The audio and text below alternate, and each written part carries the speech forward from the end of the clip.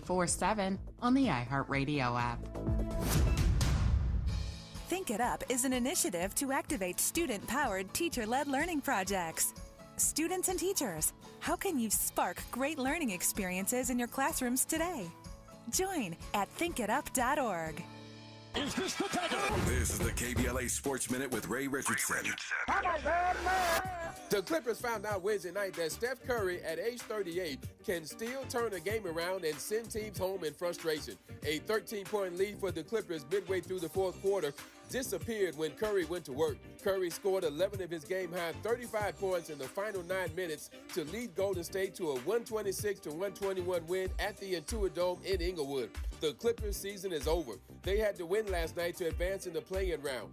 Kawhi Leonard had 21 points, but he did not score in the fourth quarter until 16 seconds was left in the game. After the Clippers' painful 6-21 start, they finished the season 36-19. They had the third-best record in the Western Conference after Christmas. Clippers coach Ty Lue and his staff deserve a ton of credit for keeping the team focused and avoiding what could have been a horrible season. No debates, no speculation, just the info you need. That's your KBLA Sports Minute. I'm Ray Richardson on KBLA Talk 1580. The joint will be jumping. Ebony Repertory Theater, in association with Fig Street Films, brings you one of the most beloved musicals of all time. Tony Award winner, Ain't Misbehavin'. The soulful, swinging celebration of the music of Fats Waller. From the rollicking to the romantic, this show is pure magic, full of the songs that defined an era and the voices that'll make you forget everything else for a night. Foot-stomping, heart-stirring, unforgettable. Don't miss Ain't Misbehavin' at the Nate Holden Performing Arts Center, starring Lettucey, directed by Ren T. Brown. This is the night out you've been waiting for. Tickets are going fast, so don't wait. Grab yours now at ebonyrep.org or call the box office today at 323-964-9766. Ebony Repertory Theater, bringing the culture, keeping the legacy alive. Ain't Misbehavin' runs May 21st through June 8th at the Nate Holden Performing Arts Center. Get your tickets now.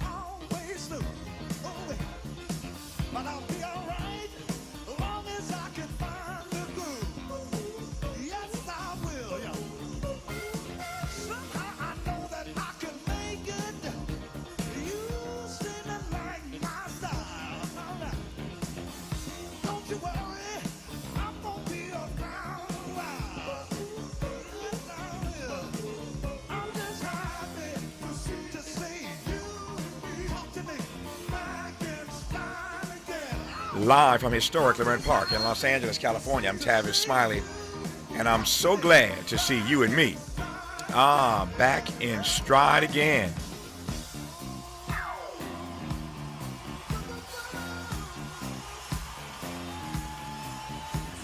Before we get started with today's show, let me invite you to follow me on Facebook and Instagram at The Real Tavis Smiley, and get updates on X, that's formerly Twitter, at Tavis Smiley. By the way, should you miss any part of today's program or want to catch up on previous shows, you can always visit thetavissmileyshow.com. That's thetavissmileyshow.com, or wherever you get your podcast, and listen to the Tavis Smiley podcast version of this live program at your leisure.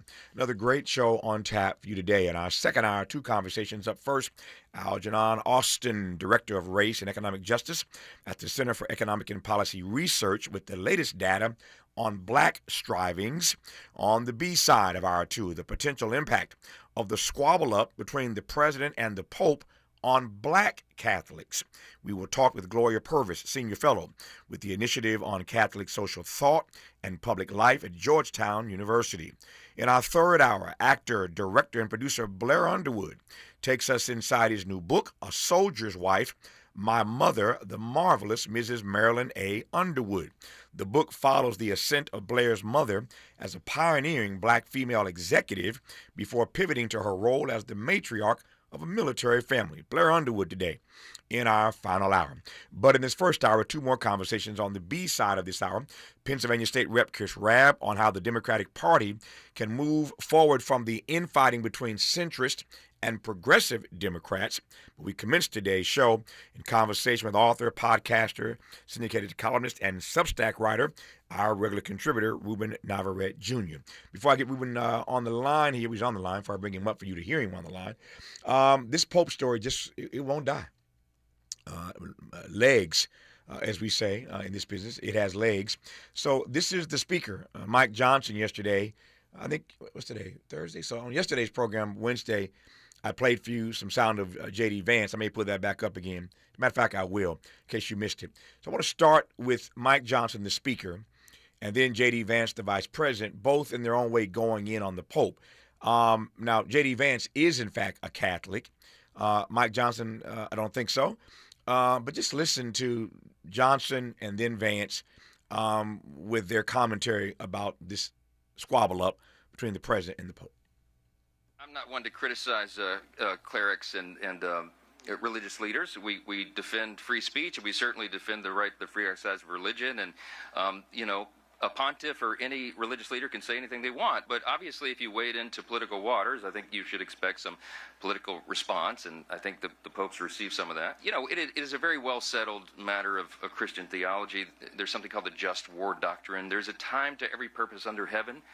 I think what the president's comments, what the vice president's comments reflect is their understanding deep in the skiff and the classified briefings of the stakes that are so high and the situation that we're facing. I don't want to engage in a theological debate with the Pope. I certainly respect the Pope.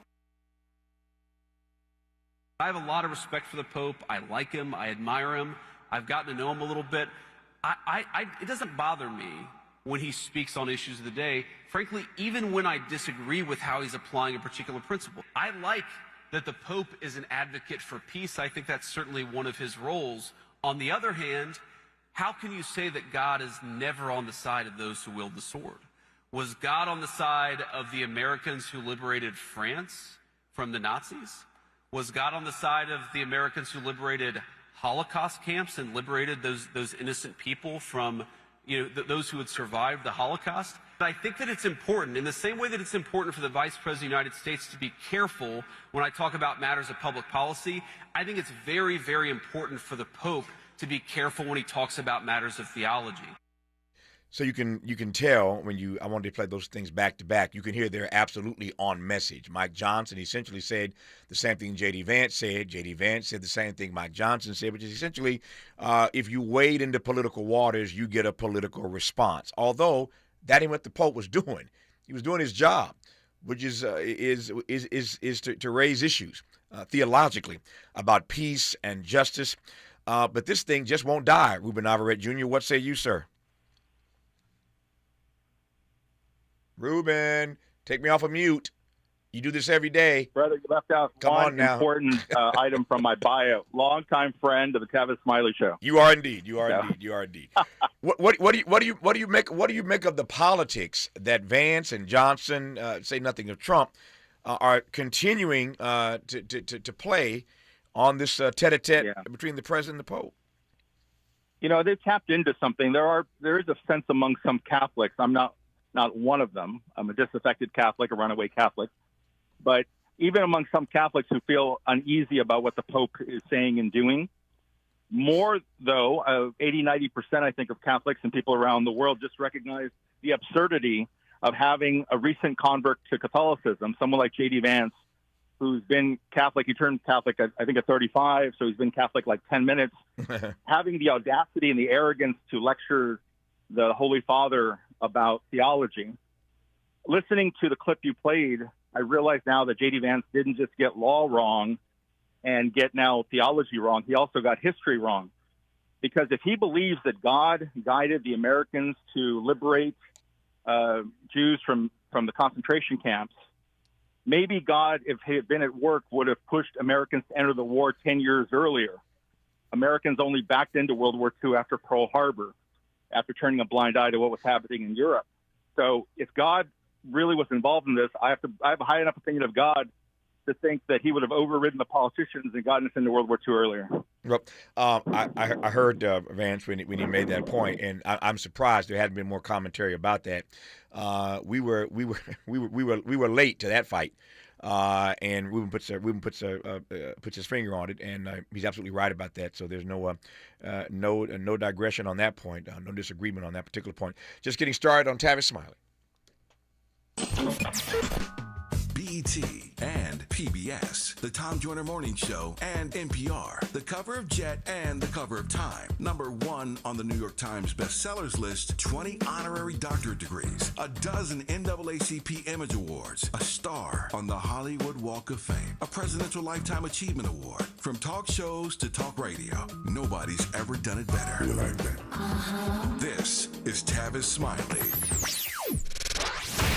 Can we just talk? Tavis Smiley. You've heard me say it before, how we talk to one another matters. Earlier this year, we launched our first cohort, and I'm grateful to those who leaned in early and helped to shape the work. Now I'm inviting you to join me for a new live seminar, The Practice of Dialogue, Becoming a More Effective Communicator. This is a small group experience designed to help you strengthen how you communicate in your work, your relationships, and your everyday life. Space is limited to keep the experience personal and interactive. So if you're ready to take your communication to the next level, now is the time to focus on the skills that make conversations meaningful. The new 4-week cohort begins Monday, May 4th, and there's a nice discount for early bird registrants. Visit TavisTalks.com to learn more and reserve your place today. That's TavisTalks.com, because better conversations don't just happen, we practice them.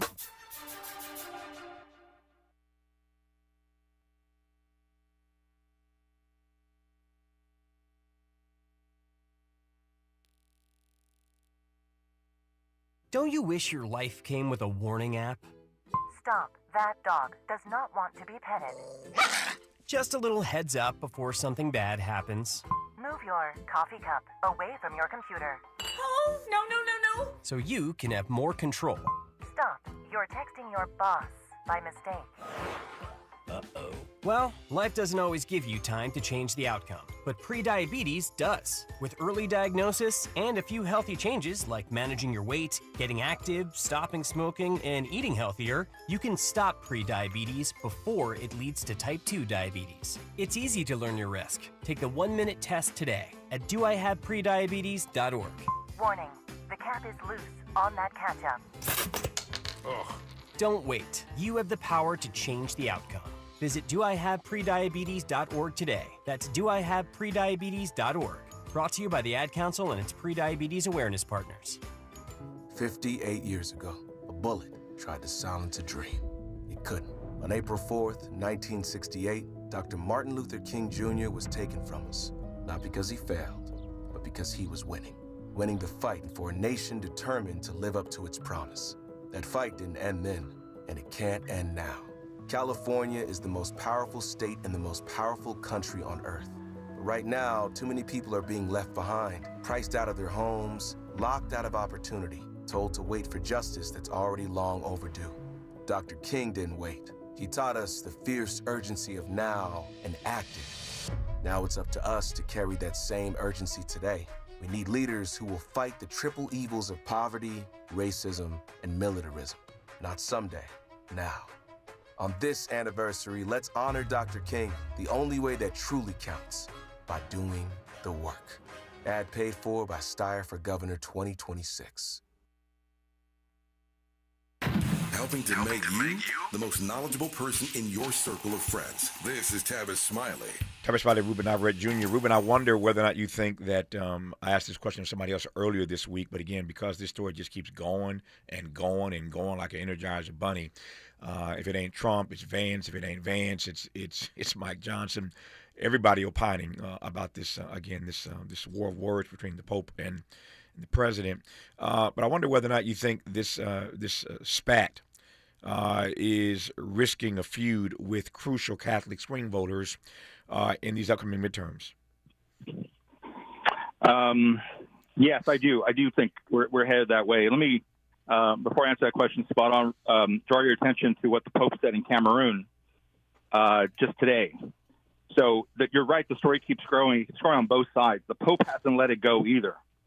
And I'm glad. I'm definitely I'm definitely Team Leo in this spat. And I like the fact that the Pope hits back. And he hit back today in Cameroon. He said the masters of war pretend not to know that it only takes a moment to destroy, yet often a lifetime is not enough to rebuild. And he referred to a handful of tyrants around the globe. He didn't mention Trump by name, but he talked about a handful of tyrants around the globe. They're wreaking havoc and killing people. So you're very much on point. And you said earlier, the Pope is sounding like a pope. He sounds like previous popes. Yep. There's a whole series of previous popes who spoke out against the war. The president doesn't sound like a president. He's broken from precedent. He's gone rogue. He's gone off script. So has the vice president. But the Pope is acting as we would expect him to. And, to your point about Catholics and what they're going to decide in November, I think they recognize this split. They don't like the fact that the vice president is lecturing the Pope. That's absurd. But they also realize the Pope has a role to play. The president has a role to play. And they should pretty much stay out of each other's way. So I do think the spat makes the president and his administration look bad and probably makes the Pope look good. Yep. To your point now about making the Pope look good, let me play one more clip. You mentioned the Pope today. Here's what he had to say yesterday about building community and unity. And then I want to come back to this note, this point you raised about all of this making the Pope look good. I got some thoughts about that I want to take your temperature on. But here's the Pope, Pope Leo speaking yesterday. So it was a special blessing for me personally to return once again to Annaba yesterday, but also to offer to the church and the world a vision that St. Augustine offers us in terms of that search for God and the struggle to build community, to seek for unity among all peoples and respect for all peoples in spite of the differences. So in 2 days in Algeria, I think we've really had a wonderful opportunity to, if you will, continue to build bridges, to promote dialogue. I think the visit to the mosque was significant to say that although we have different beliefs, we have different ways of worshiping, we have different ways of living, we can live together in peace. And so I think that to promote that kind of image is something which the world needs to hear today, and that together we can continue to offer in our witness as we continue on this apostolic voyage. So, Ruben, yesterday on our program, we had an amazing third hour. We had the daughter of the legendary Rabbi Abraham Joshua Heschel. His daughter, Susanna Heschel, teaching now at Dartmouth, was on this program. He, of course, was dear friends with Dr. King. We all know those iconic photos of Rabbi Heschel marching alongside, arm in arm with Dr. King. So we had Susanna Heschel on yesterday in the first half hour of our final hour, and she was followed by the son of Dr. King. So we had the daughter of the rabbi and the son of the king. It was an amazing third hour yesterday. If you missed it, check out the podcast. They're posted now, both of those conversations back to back. But in the conversation with Martin, he was saying that what America needs is a course correction. I said, I hear your phrase, course correction. Your father, I don't need to quote your father to you, I said to Martin, but your father would call it a revolution of values. That what this nation, what this world needs right now is a revolution of values. And King laid in on that in his a number of speeches. But that was King's way of processing what America needed, a revolution of values. I raised that again today because I think it's abundantly clear to me and to most people, if we're being honest, that what this country lacks right now, indeed what the world lacks, is the kind of moral leadership that Dr. King provided, the kind of moral leadership. And it certainly isn't coming from the White House. It certainly isn't coming from Congress, but we're lacking that in a moment where we sorely need it. I said to Martin yesterday that I can't imagine that LBJ would have ever had the mind, the thought to come after Dr. King in the ugly, vicious ways that Trump has gone after the Pope, even though King had a serious critique of LBJ, particularly as he waged deeper into that Vietnam War. We all know the Beyond Vietnam speech, where Dr. King says to America, you, America, are the greatest purveyor of violence in the world today. He gave America and LBJ the business over this engagement, this war in Vietnam. And so LBJ responds in the way that he did. And let me be abundantly clear why LBJ didn't go after MLK the way that Trump is going after the Pope. Dr. King became toxic. That speech put a target on his back.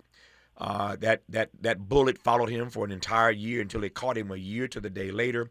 April 4, 1968, they killed King on that balcony 58 years ago this month, in fact, in Memphis. Why am I laying all this out? Because, again, my point is that we lack the kind of moral leadership that we need right about now. And I think you're right about the point, but I don't think it's so simple as saying it makes the Pope look good. It's more than just looking good. I think that what the Pope is saying, attempting to say and do right now is providing the kind of moral leadership, reminding us that we have to have a moral compass, reminding us that we have to live our lives by a certain set of immutable principles. And ain't nobody saying it right now, Ruben, at the level he's saying it, but the Pope. And so, again, I think it does make him look good, if you want to put it that way, but it's more than just looking good. It's calling us to be reminded of who we are, what our better angels can deliver for us if we give way to them, Ruben. Does that make sense? It makes sense. It's absolutely right. Let me clarify and put some more meat on the bones in terms of looking good. If you and I have known each other for 30 years, if we decide to go at it publicly while you're having a war of words publicly, and you speak in generalities, but I make it personal and I mention you by name, it's going to reflect badly on me. They're going to say these two people are having an argument, but Ruben made it personal. And that's what's happening with Trump and the Pope. Everything the Pope has said hasn't mentioned Trump by name. He speaks in general terms about humanity, about war, about things you would expect popes to talk about. The president speaks very personally about Leo. On Monday, the president said something extraordinary. He basically said that he got Leo that job. He said that Leo wouldn't be pope if not for Trump, because the cardinals in Rome wanted to ascend somebody to the papacy who was an American to counter the influence of the American president. That's extraordinary, right? So that's what I say in terms of the scuffle. Trump is coming out of it worse for wear, and Leo coming out of it much more intact. Your wider point, though, is important about where we are right now. I hear so often from people, we don't know who to be anymore. We're not sure who we are anymore. As a people, we're confused. Our heroes who we thought to respect, the Latino community is still reeling about the allegations against Cesar Chavez. There's now what's happened with Eric Swalwell and the turmoil in the Democratic Party. We long ago lost any kind of moral authority in either party to point the finger because both parties are obviously morally corrupt. And I've been saying this for a long time. That's how Ruben got to be in the center, right? And so ultimately, I think you're right to put your finger on that. One last thing that's really important. In the disagreement over Vietnam between Johnson and King, these are two Americans having a disagreement. And in years past, it would have been a president attacking a pope who wasn't American. This is an American pope. I was doing commentary on Spectrum News 1 on Monday, and I made a joke that the president ought to be careful because Leo is from Chicago. He knows how to throw down. Okay? And I think there's a significant point there, because when Johnson and King were arguing, they were both arguing with the same moral stake, the authority to say, as an American, this is what I want for my country that I love. And likewise with Leo and Trump, there's kind of an equal footing here because they are two Americans going at it. And I do think, again, that Leo comes out of it better. Yeah, I'd only put I'd add one footnote to that, or one addendum. What is abundantly clear is that history proved that LBJ was wrong and MLK was right. There's absolutely no question about that. Yep. So you're right. They're both Americans arguing their POVs, their point of views, but history has proven to us that Dr. King was right and LBJ was dead wrong. His defense secretary, Robert McNamara, eventually wrote his own memoir. McNamara apologized in his own memoir and said he was wrong. We didn't apologize, but he said he was wrong about the Vietnam War. So here's the guy that was in charge of running the Defense Department. Now we call it the Department of War. And McNamara says he was wrong. And I think the same is going to happen with Trump and with the president and the Pope. History will prove that the Pope was right in this moment, and Donald Trump was wrong. And so we shall see. I want to squeeze in one more thing in the 5 minutes I have left here. So everybody's talking. I saw Sonia Sotomayor the other day sort of going in on Brett Kavanaugh, her colleague. She sort of apologized for that. Not sort of, but she did, in fact, apologize publicly for being a little too personal in her critique of Brett Kavanaugh. And you've got J.D. Vance and Mike Johnson and Donald Trump and everybody else going in on the Pope in this White House. And Clarence Thomas steps into it yesterday. And again, these justices, everything is changing. Justices used to at least not act so apolitical. We always are taught in our civics classes that the Supreme Court is an apolitical body. Everybody knows that's a lie. Ain't nothing apolitical. There is nothing apolitical about the Supreme Court of the United States. But they're getting so bold with it now. They're pushing their politics so much more in our face these days. Just listen to Clarence Thomas going in yesterday. Progressivism was the first mainstream American political movement, with the possible exception of the pro-slavery reactionaries on the eve of the Civil War, to openly oppose the principles of the Declaration. Progressives strove to undo the Declaration's commitment to equality and natural rights, both of which they denied were self-evident. To Wilson, the unalienable rights of the individual were, quote, a lot of nonsense. Wilson redefined liberty not as a natural right attendant antecedent to the government, but as, quote, the right of those who are governed to adjust government to their own needs and interests. In other words, liberty no longer preceded the government as a gift from God, but was to be enjoyed at the grace of the government. The government, as Wilson reconceived it, would be, quote, beneficent and indispensable. Progressivism seeks to replace the basic premises of the Declaration of Independence, and hence our form of government. It holds that our rights and our dignities come not from God, but from government. It requires of the people a subservience and weakness incompatible with a constitution premised on the transcendent origin of our rights.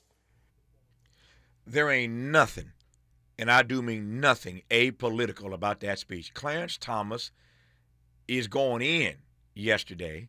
UT Austin is where he was. But Ruben, you talking about a smackdown of progressives and progressivism. I mean, how political are we going to let these justices get? Yeah. You might check that. He may actually have been speaking at the University of Austin, which, as you know, is kind of a counter university that encourages this kind of thought. I didn't have on my bingo card that I was going to defend Woodrow Wilson today. I'm not going to. This is one of the unfortunate devices that we sometimes play out. It's difficult to take history and something that occurred then and apply it to now. The word progressive even has a different meaning now in 2026 than it did historically with the progressive movement. It means something different. It evolves over time. We as a people evolve over time. I don't mind that Clarence Thomas is having this conversation. I think he mixes up a few things at the end where he talks about the rights from government versus the rights from God. I mean, he has sworn to protect the Bill of Rights, the Constitution, which was written by man, not by God, and which protects encroachment on people's rights by government, not by God. So he operates in an arena that's very much a secular arena. And then even though he's a devout Catholic and he's someone whose faith is important to him, and God bless him for that, I think he really kind of illustrates the point that we made earlier with regard to Vance, which is everybody needs to stay in their own lane. It's very dangerous when people who come out of the political lane, the secular lane, and then sprinkle in some, of their Catholicism. It mixes it all together. If you follow that statement, that clip you just played carefully, you're bound to get confused because I think Justice Thomas mixes a few things. It is noteworthy, though, that 6 of the 9 justices right now are Catholic, 6 of the 9, including Justice Thomas. And they're doing some surprising things. They are flummoxing the president. And any day that they disappoint the president is, I think, a good day for us. Yep. So you and I disagree on this one thing. There had to be something we disagreed on today. We've been at this for 30-plus years, and we never have a conversation where we agree on everything. So I've been waiting for the one thing we disagree on. When Ruben says he doesn't mind Thomas giving this speech, I do. I do mind. At least act like. I mean, just fake me out. Give me a head fake. Donald Trump's always talking about the fake news. Just give me a head fake and at least act like you're being apolitical. But don't show up at UT Austin and give a speech like this that is so clearly, so overtly political that it undermines the authority. Ruben talked earlier about moral authority or the lack thereof in our society today. Who has it, right? That's why the Pope saying what he's saying doesn't bother me at all. But I do mind when a Supreme Court justice shows up in Texas, of all places, and gives a speech railing against progressivism. I'm out of time for now, but this is where we're headed. I mean, everybody now is, being political even when they shouldn't be, but I digress for now. Ruben, I'll talk to you soon, man. Enjoy the rest of your day, sir. Take care. Take care, brother. Love you. Bye-bye. Love you back. Take care now. Just getting started here on Tavis Smiley. Helping to stretch your moral and political imagination. This is Tavis Smiley.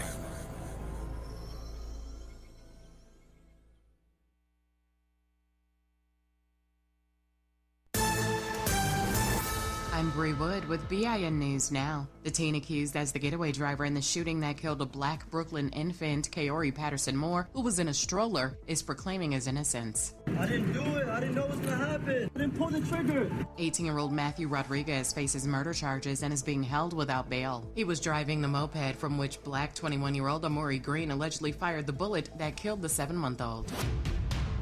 A historic black church in Virginia has paid off nearly $1 million in back rent for hundreds of public housing residents. Alfred Street Baptist Church says the gift will help families avoid eviction and get a fresh start.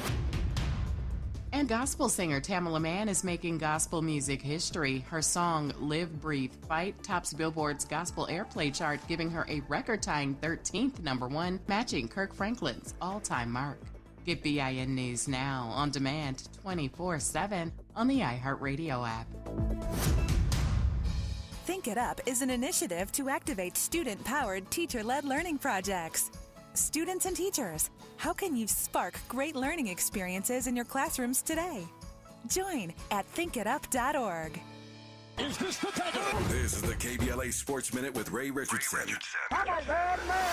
The Clippers found out Wednesday night that Steph Curry, at age 38, can still turn a game around and send teams home in frustration. A 13-point lead for the Clippers midway through the fourth quarter disappeared when Curry went to work. Curry scored 11 of his game-high 35 points in the final 9 minutes to lead Golden State to a 126-121 win at the Intuit Dome in Inglewood.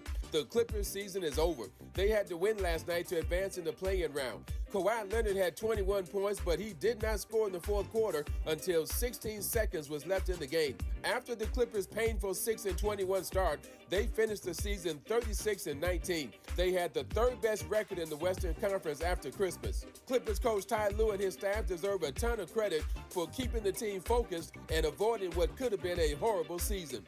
No debates, no speculation, just the info you need. That's your KBLA Sports Minute. I'm Ray Richardson on KBLA Talk 1580. We've got a lot to talk about. I'm Reverend Gerald, the life coach. Is someone you love struggling with addiction and mental illness? Is improving your family's health important? Want to leave a legacy that your family can grow? Are you ready to enhance your perception of life experiences? Then wake up weekends at 7 a.m. with Urban Family Focus and get the wisdom, opportunity, resources, and motivation to live your best life. Join the conversation on Urban Family Focus Saturday and Sunday at 7 a.m. Unapologetically progressive. KBLA Talk 1580. We've got your black.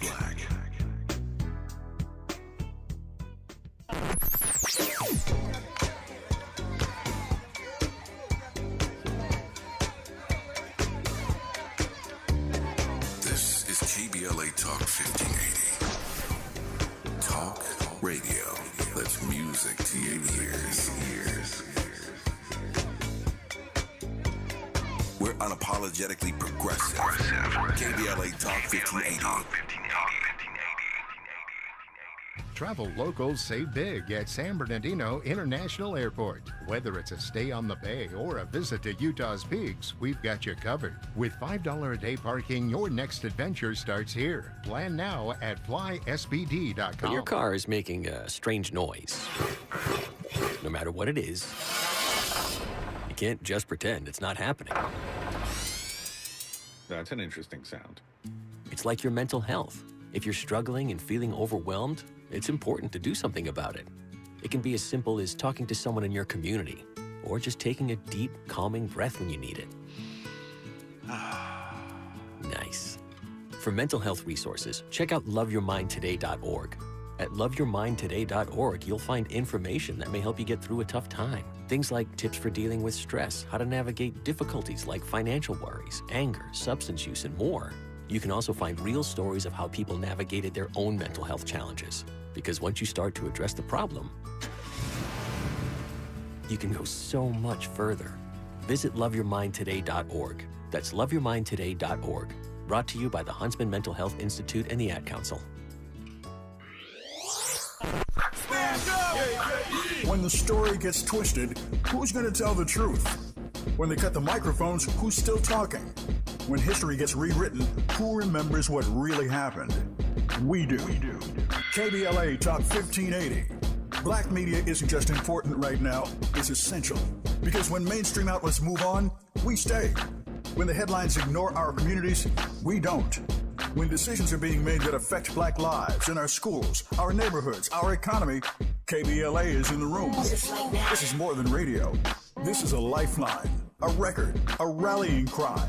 Black stories, Black voices, Black power. The heat is on the air and in the culture. KBLA Talk 1580. Stay connected, stay informed, stay loud. Stand up!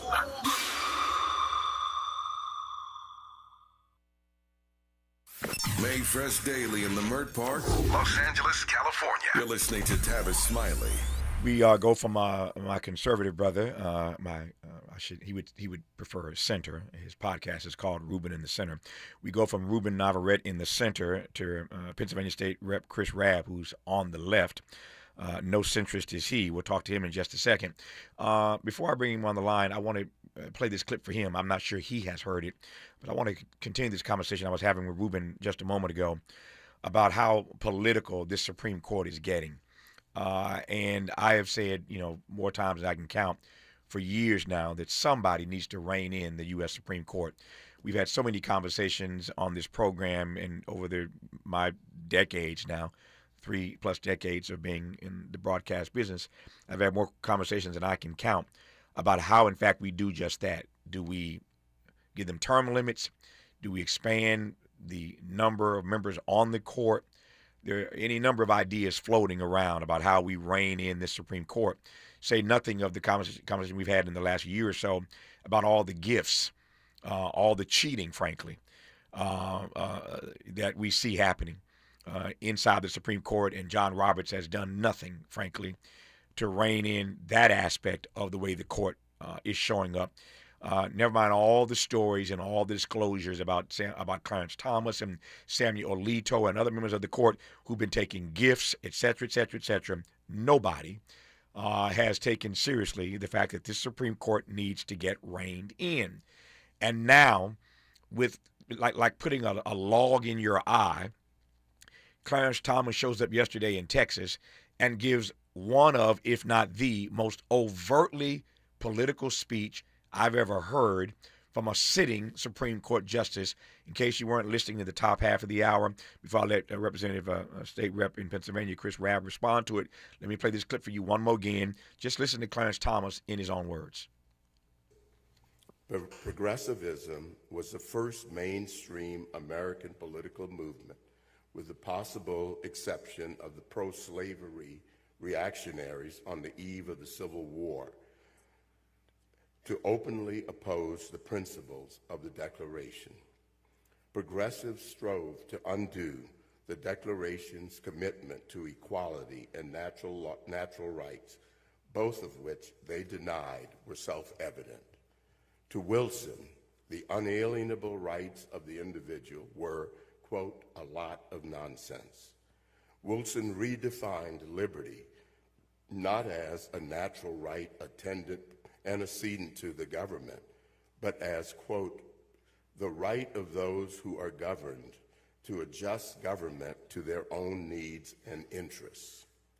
In other words, liberty no longer preceded the government as a gift from God, but was to be enjoyed at the grace of the government. The government, as Wilson reconceived it, would be, quote, beneficent and indispensable. Progressivism seeks to replace the basic premises of the Declaration of Independence, and hence our form of government.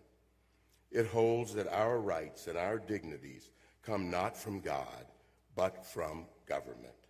It requires of the people a subservience and weakness incompatible with a Constitution premised on the transcendent origin of our rights. Clarence Thomas goes on in that speech, Chris Rab, to say that a spirit, I'm quoting now, a spirit of cynicism, rejection, hostility, and animus exists toward America by many Americans. He goes on to make the point that that spirit of cynicism, rejection, hostility, and animus has taken hold in this country. But you heard him at the outset of that clip compare progressives to pro-slavery activists. I think that you were in that progressive category, Chris Rab, and Clarence Thomas went in on you yesterday. I can think of no greater badge of honor than to be smeared by Clarence Thomas. If Clarence Thomas said something nice about me, I'd be doing something wrong.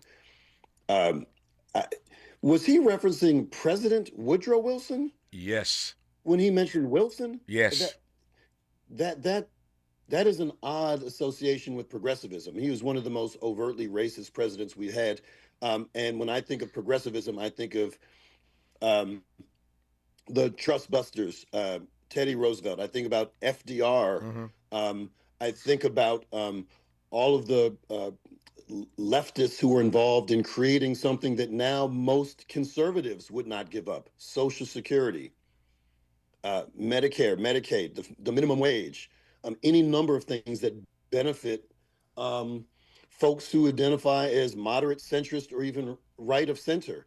Things that are virtually sacrosanct to most American households, that have been some of the only things that have truly benefited this capitalist system are the socialist elements that have provided a level of equity and meaningful opportunity that did not pre-exist progressivism.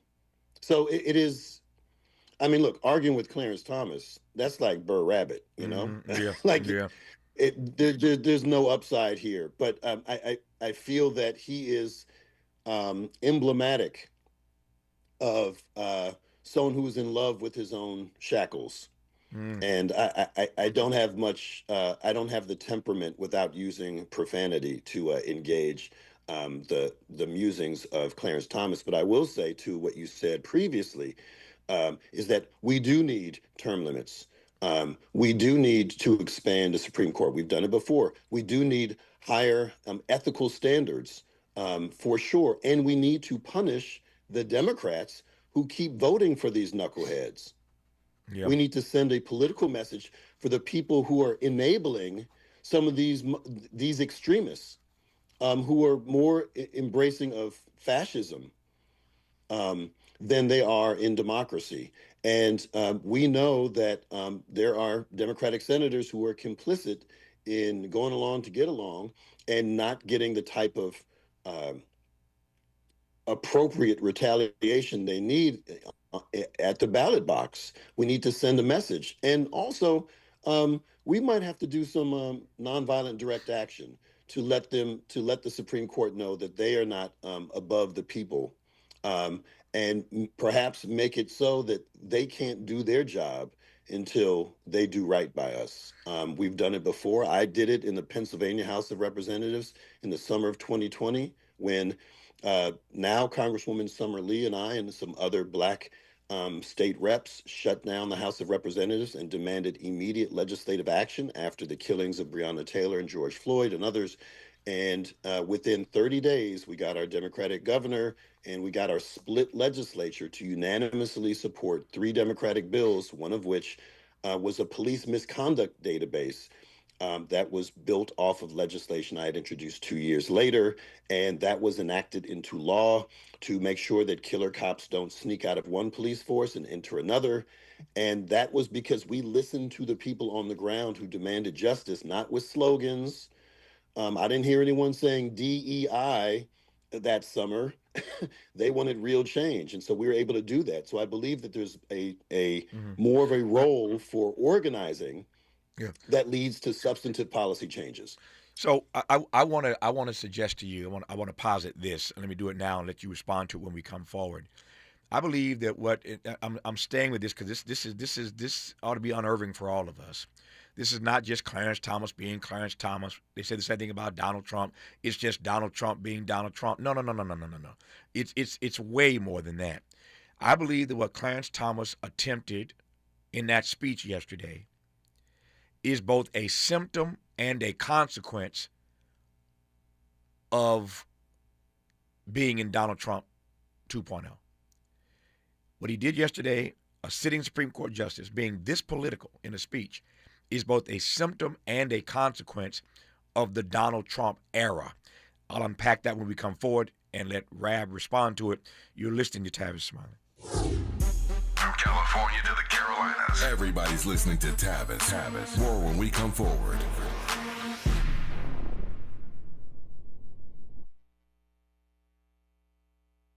I need a little ranch, step to the ranch. There's a new flavor in town, the Jalapeno Ranch Club at Chick-fil-A. With that juicy Chick-fil-A original spicy or grilled chicken, a buttermilk ranch bun, candied bacon, pepper jack cheese, and jalapeno ranch sauce. It's got big ranch vibes with a little heat.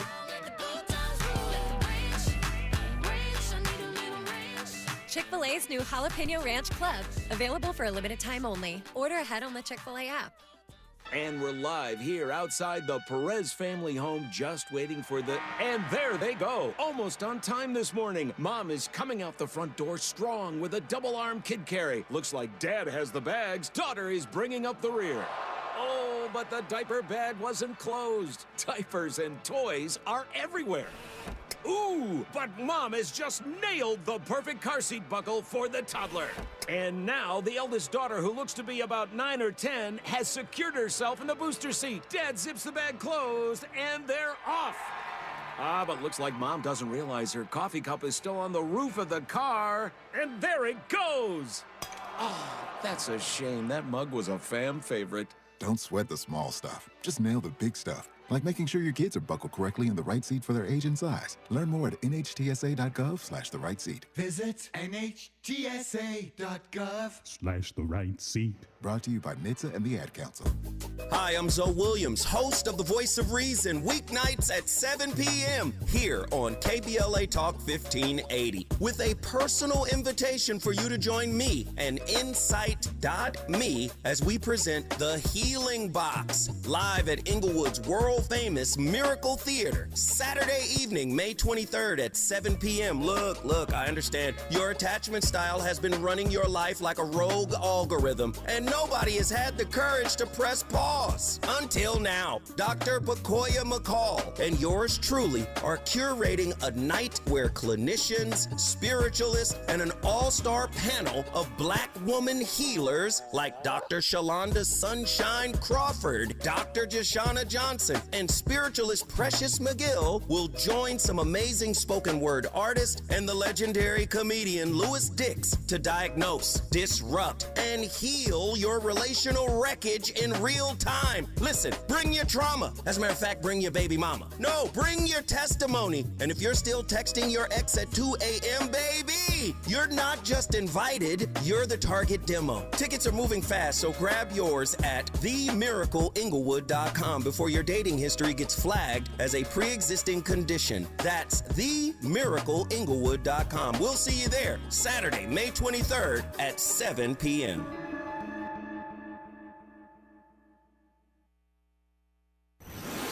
Let's get back to more of this rich dialogue with Tavis Smiley. Tavis Smiley in Progressive Pennsylvania, State Rep Chris Rab. Chris, let me do this right quick here so I can give you some time to respond to it. So I had a guest on this program yesterday, I think, Arwa Madawi, who was a columnist for The Guardian. And she was saying to me that we were talking about Vance and Trump very quickly, and she was saying that, well, at least Trump isn't an ideologue. And I pushed back on her lovingly and gently, but directly, because I told her I stopped using that phrase, at least Trump isn't an ideologue. And I stopped using it because when you suggest that at least Trump isn't an ideologue like J.D. Vance is, at least he's not an ideologue like Mike Pence was, you seem to suggest when you say that somehow we'd be better off with the ideologue. And I don't know that the ideologue of Vance is worse than the idiot of Trump. I don't know that there's a difference between the idiot and the ideologue.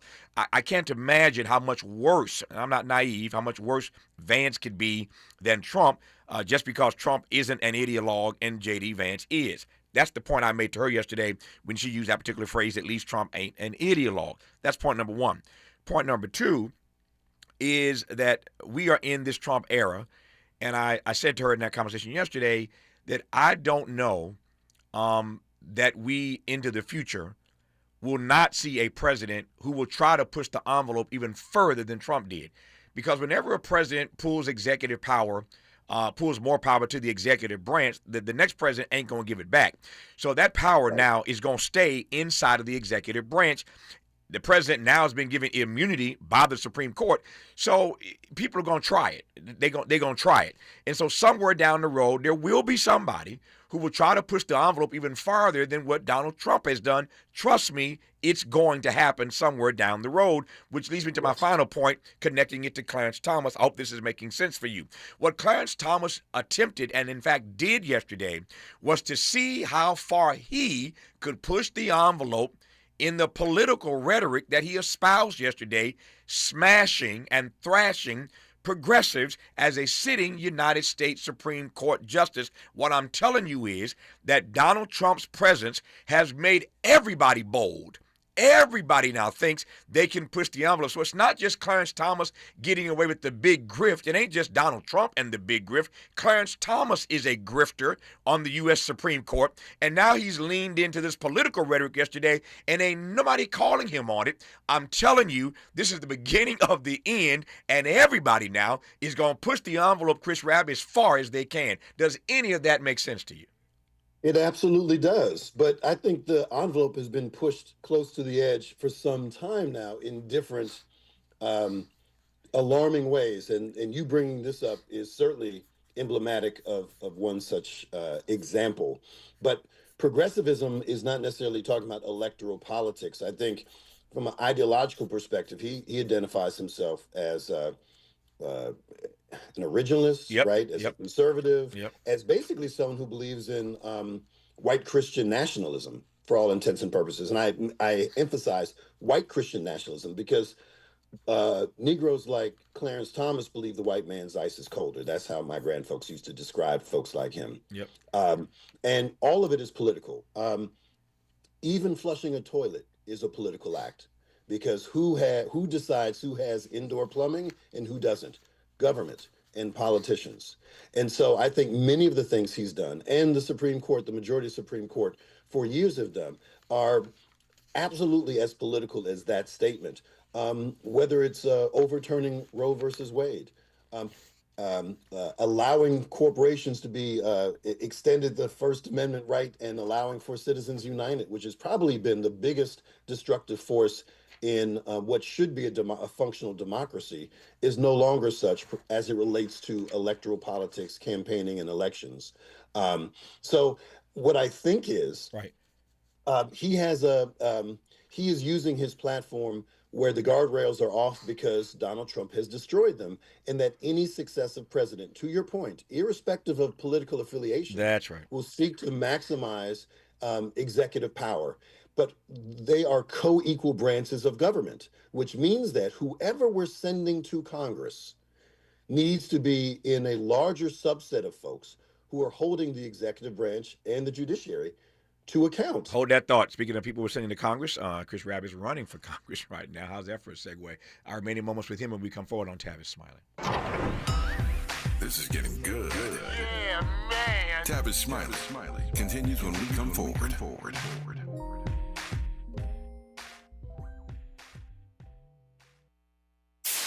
KBLA Talk 1580. We've got a lot to talk about. KBLA Talk 1580, connecting you with services and solutions. At the heart of the Al Wooten Center's mission for good citizenship and academic excellence is a desire to ensure that every student avoids the kind of lifestyle and overcomes the kinds of challenges that led to the murder of Al Wooten Jr. In 1990, founder Myrtle Fay Rumpf opened the center in honor of her son's life. In 2026, they are serving more than 300 students in grades 3 through 12 annually online and on site at their youth center and other sites in the South LA area. The Al Wooten Jr. Youth Center takes a neighborhood approach to the revitalization and empowerment of a community in crisis. The Wooten Center provides free after-school and summer programs to help students in grades 3 through 12 attain grade-level proficiency and promotion, high school graduation, and college and career access and success. The Al Wooten Center focuses on academics, STEM, the arts, and so much more. Join them for an enriching experience that sparks creativity and nurtures young minds. Tap in at wootencenter.org. That's wootencenter.org. This is a community call to action from KBLA Talk 1580. Real talent is defined by what people can do, not where they learn to do it. So by stopping at the education section of a resume, you might throw away the perfect hire. You might miss someone who has valuable skills to offer to help your business thrive right now and in the future. Because the truth is this: Skills First Hiring helps you see talent others miss, like more than 70 million stars, skilled through alternative routes. When you let their story unfold, you gain a competitive advantage, because hiring managers who start with skills are 60% more likely to find a successful hire. See the real person, complete. See what others miss. Hire skills first. Learn why it's a competitive advantage at tearthepaperceiling.org. Brought to you by Opportunity at Work and the Ad Council. Sometimes he fails at fitting in, but we're okay with that. You're inside the Tavis Smiley Show. Chris Rab, Pennsylvania State Rep, is our guest for the next 3 minutes here as we wrap this first hour of today's program. Tina Turner famously asked Chris Rab, what's love got to do with it? I ask, what's Congress got to do with it? Not much these days. I've said many times, Mike Johnson has surrendered his gavel to Donald Trump. John Roberts has surrendered his gavel to Donald Trump. There is so much power, ostensibly, that Congress does, in fact, have to address many of the issues that we talk about every day, but they're laying down. It's a do-nothing Congress. They've surrendered, the legislative branch at this moment has surrendered all authority to the executive branch, and yet, in spite of all that, you running for Congress. Why, man? Why? Well, there will always be fires, so we're going to need firefighters. I ain't one of them, right? But there are people who are called to perform that duty no matter what. There is a political fire that is blazing, and we need people who know how to operate within the belly of the beast, understand that beast from within without being consumed by that same beast. We need troublemakers in troubled times, but it's good trouble. And that's what I've been doing for 10 years in the nation's largest full-time state legislature. I descend from civil rights activists and Black abolitionists. This is in my cultural DNA. And I'm being sent to Congress to serve the people, the many, and not the moneyed. And that's part of the dysfunction of Congress, because they're listening to the donor class and not to the people closest to the pain. Got 30 seconds here. What ought to be the strategy inside the Democratic Party with regard to this infighting between the centrist and progressive Democrats?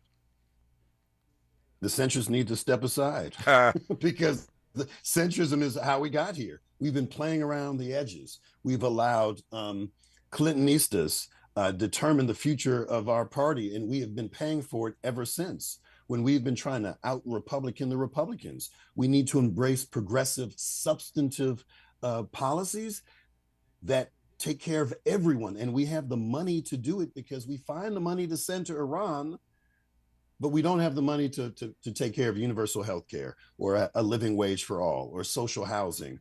All of these things could be, these issues could be addressed substantively if the donor class that controls the centrists get out of the way.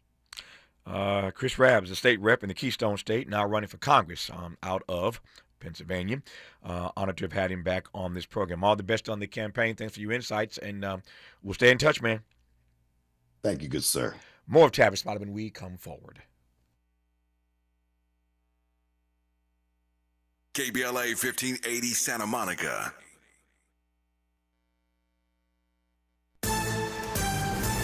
I I'm Bree Wood with BIN News Now. The teen accused as the getaway driver in the shooting that killed a black Brooklyn infant, Kaori Patterson Moore, who was in a stroller, is proclaiming his innocence. I didn't do it. I didn't know what was going to happen. I didn't pull the trigger.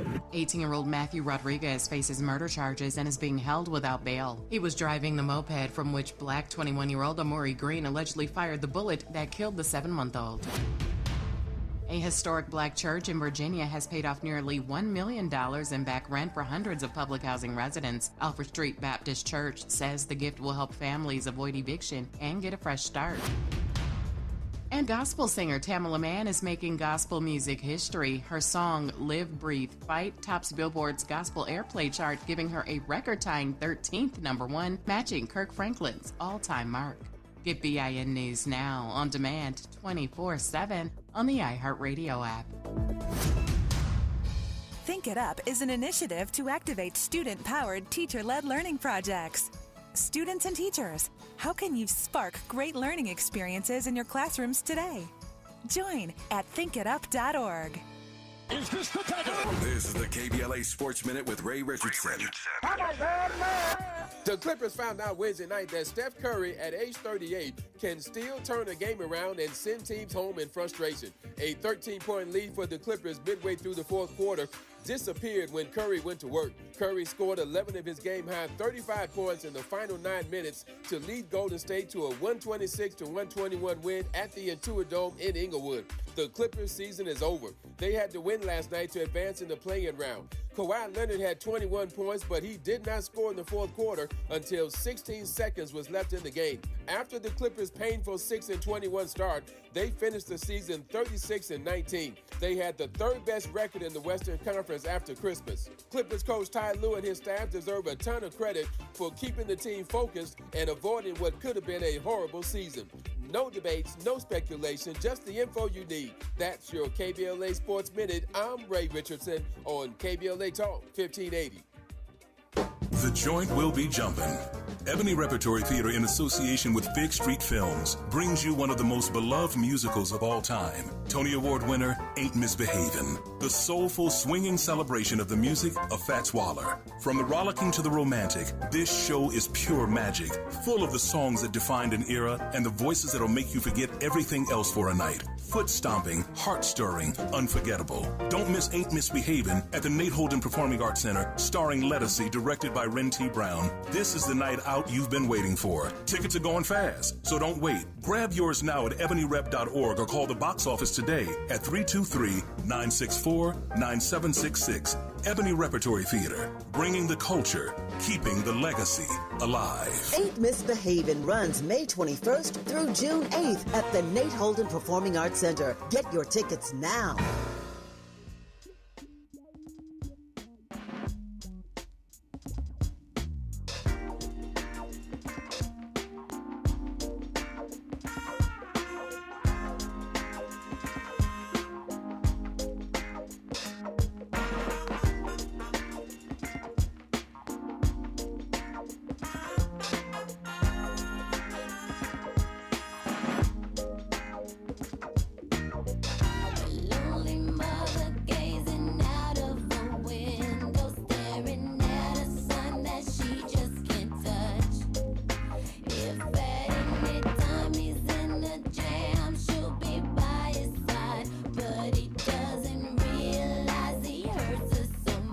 I'm Tavis, Smiley. Glad you're with us in the second hour of today's program. In this hour, 2 conversations as promised. On the B side of this hour, the potential impact of the squabble up between the president and the Pope on black Catholics in particular. We'll talk with Gloria Purvis, Senior Fellow with the Initiative on Catholic Social Thought and Public Life at Georgetown University. But we commence this hour with Algernon Austin, Director of Race and Economic Justice at the Center for Economic and Policy Research, with the latest data on black strivings. Algernon Austin, how are you, sir? I'm doing well. Good to be with you again. It's good to have you on the program. Let me just start by asking whether or not, we've been talking so much about this, I'm putting you on the spot here. Donald Trump said yesterday, as a matter of fact, I'll play this clip in a second. Donald Trump was on Fox News yesterday talking about the Iran war and suggesting that the war is almost over. Miles, you got that ready? Let me tell you what Donald Trump said yesterday, then I'm going to tell you the question I want to ask after it. Okay. I had to divert, because if I didn't do that, right now you would have Iran with a nuclear weapon. And if they had a nuclear weapon, you would be calling everybody over there, sir. And you don't want to do that. Well, you keep saying was. Is this war over? I think it's close to over, yeah. I mean, I view it as very close to over. You know what? If I pulled up stakes right now, it would take them 20 years to rebuild that country. And we're not finished. We'll see what happens. I think they want to make a deal very badly. It changes every day, every hour. One day we're close, one day we're not close. One day we're close, one day you got thousands of troops going over there. One day we're close, then we're blocking the strait. One day we're close. Don't get me started. So the answers to this question about where we are in this process change by the hour as it relates to this particular White House. And yet I raise that, Algernon, not only because I see so many ways, we've had so many conversations about the fallout, the impact is being felt across the country because of this war in Iran. And I suspect that black people writ large are not left out of that equation. Absolutely. I mean, the one that people see most immediately and most directly is the rise in gas prices. And that's going to hurt people at the bottom of the income distribution more because they're already getting by paycheck to paycheck, or maybe not getting by and, struggling, and they can't afford increased gas prices. And that, the low income population in the United States is disproportionately Black.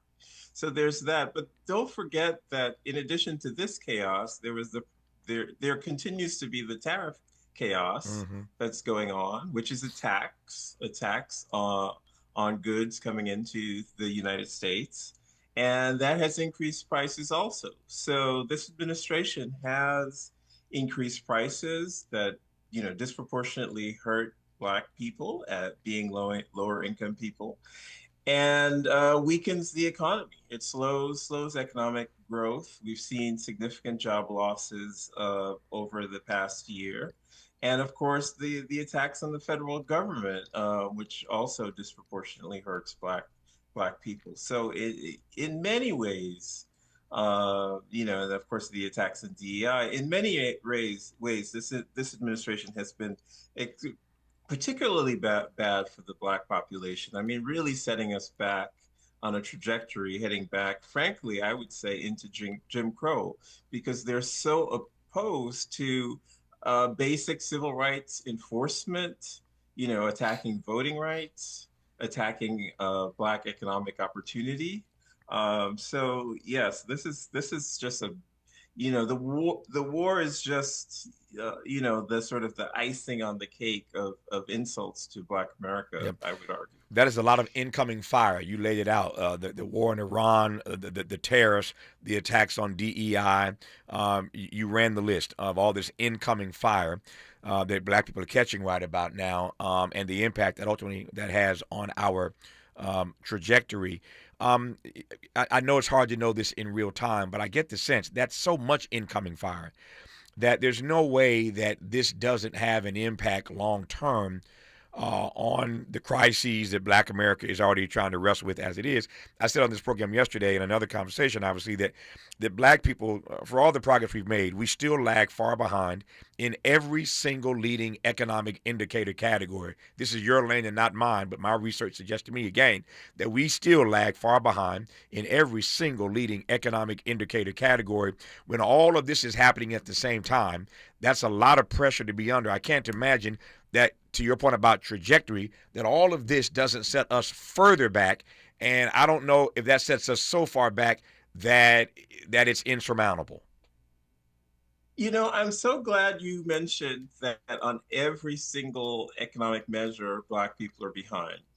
And that needs to be said 100 times more in every venue, because one of the things that this administration is doing, and you can look at their civil rights agency, is to trying to push this myth that white men are the victims of discrimination in society, and that white men are being left behind. And it just is so contrary. It's basically someone telling you up is down. But unfortunately, a significant portion of the American people believe that nonsense. That's the only thing how I can describe it. But to your specific question, Yes, this is serious damage to Black economic rights and civil rights that this administration is doing.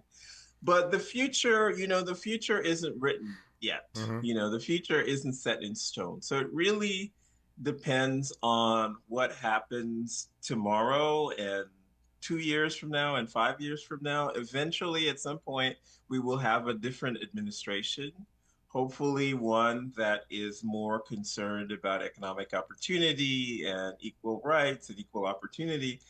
And it's really imperative that whoever, is this new administration making a turn, this is as aggressive as Trump has been in sort of pushing us backward. We need the next administration, the post-Trump era, to be as aggressive in moving us forward. So if we can get that, I think, and it's a difficult, there are many challenges to doing that. But if we can get that, I think we can get back maybe to where we were before Trump in a few years. If we don't, then it could take a generation or 2 generations to get back. See, that's the part nobody wants to hear, that it would take a generation or 2 to get back. The good news is the damage is not irreparable. The not so good news is that it may take us a generation or 2 to get back to where we were pre-Trump, and that is hard to swallow.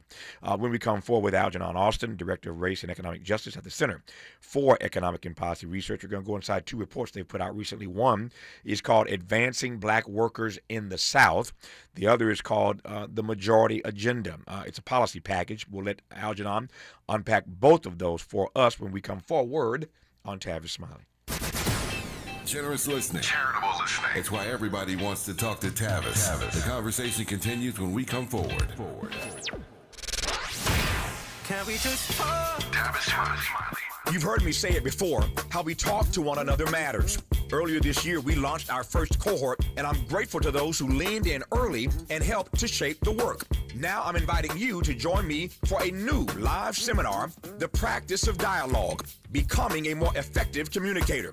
This is a small group experience designed to help you strengthen how you communicate in your work, your relationships, and your everyday life. Space is limited to keep the experience personal and interactive. So if you're ready to take your communication to the next level, now is the time to focus on the skills that make conversations meaningful. The new 4-week cohort begins Monday, May 4th, and there's a nice discount for early bird registrants. Visit TavisTalks.com to learn more and reserve your place today. That's TavisTalks.com, because better conversations don't just happen, we practice them.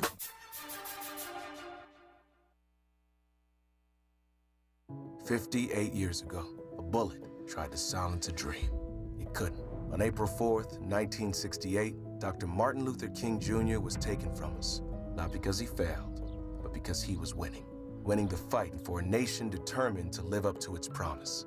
That fight didn't end then, and it can't end now. California is the most powerful state and the most powerful country on earth. But right now, too many people are being left behind, priced out of their homes, locked out of opportunity, told to wait for justice that's already long overdue. Dr. King didn't wait. He taught us the fierce urgency of now and acted. Now it's up to us to carry that same urgency today. We need leaders who will fight the triple evils of poverty, racism, and militarism. Not someday, now. On this anniversary, let's honor Dr. King the only way that truly counts, by doing the work. Ad paid for by Steyer for Governor 2026. Don't you wish your life came with a warning app? Stop. That dog does not want to be petted. Just a little heads up before something bad happens. Move your coffee cup away from your computer. Oh, no. So you can have more control. Stop. You're texting your boss by mistake. Uh-oh. Well, life doesn't always give you time to change the outcome, but prediabetes does. With early diagnosis and a few healthy changes like managing your weight, getting active, stopping smoking, and eating healthier, you can stop prediabetes before it leads to type 2 diabetes. It's easy to learn your risk. Take the 1-minute test today at doihaveprediabetes.org. Warning. The cap is loose on that catch-up. Don't wait. You have the power to change the outcome. Visit doihaveprediabetes.org today. That's doihaveprediabetes.org. Brought to you by the Ad Council and its pre-diabetes awareness partners. Freedom is an endless meeting. So let's get back to it with Tavis Smiley. Tavis Smiley and Algernon Austin, Director of Race and Economic Justice at the Center for Economic and Policy Research. Just trying to get an update on the economic black strivings of fellow citizens. And so Algernon steps into this frame, as he often does, to give us whatever the latest data is telling us about the plight of black people. And right now, it's not a pretty picture, as Algernon just mentioned, from the tariffs to the war in Iran to et cetera, et cetera, et cetera. Economically speaking, now ain't the best time to be black. And the question is whether or not with a new administration, perhaps in a couple of years, we can make a U-turn sooner rather than later. And if not, it may take a generation or two, Algernon Austin said earlier, to get back to where we were pre-Trump. That's a lot of damage done in a matter of years, just a few short years. Think about that juxtaposition. You're in office for 4 years, and you set back a particular people, black people in this case, a generation or two.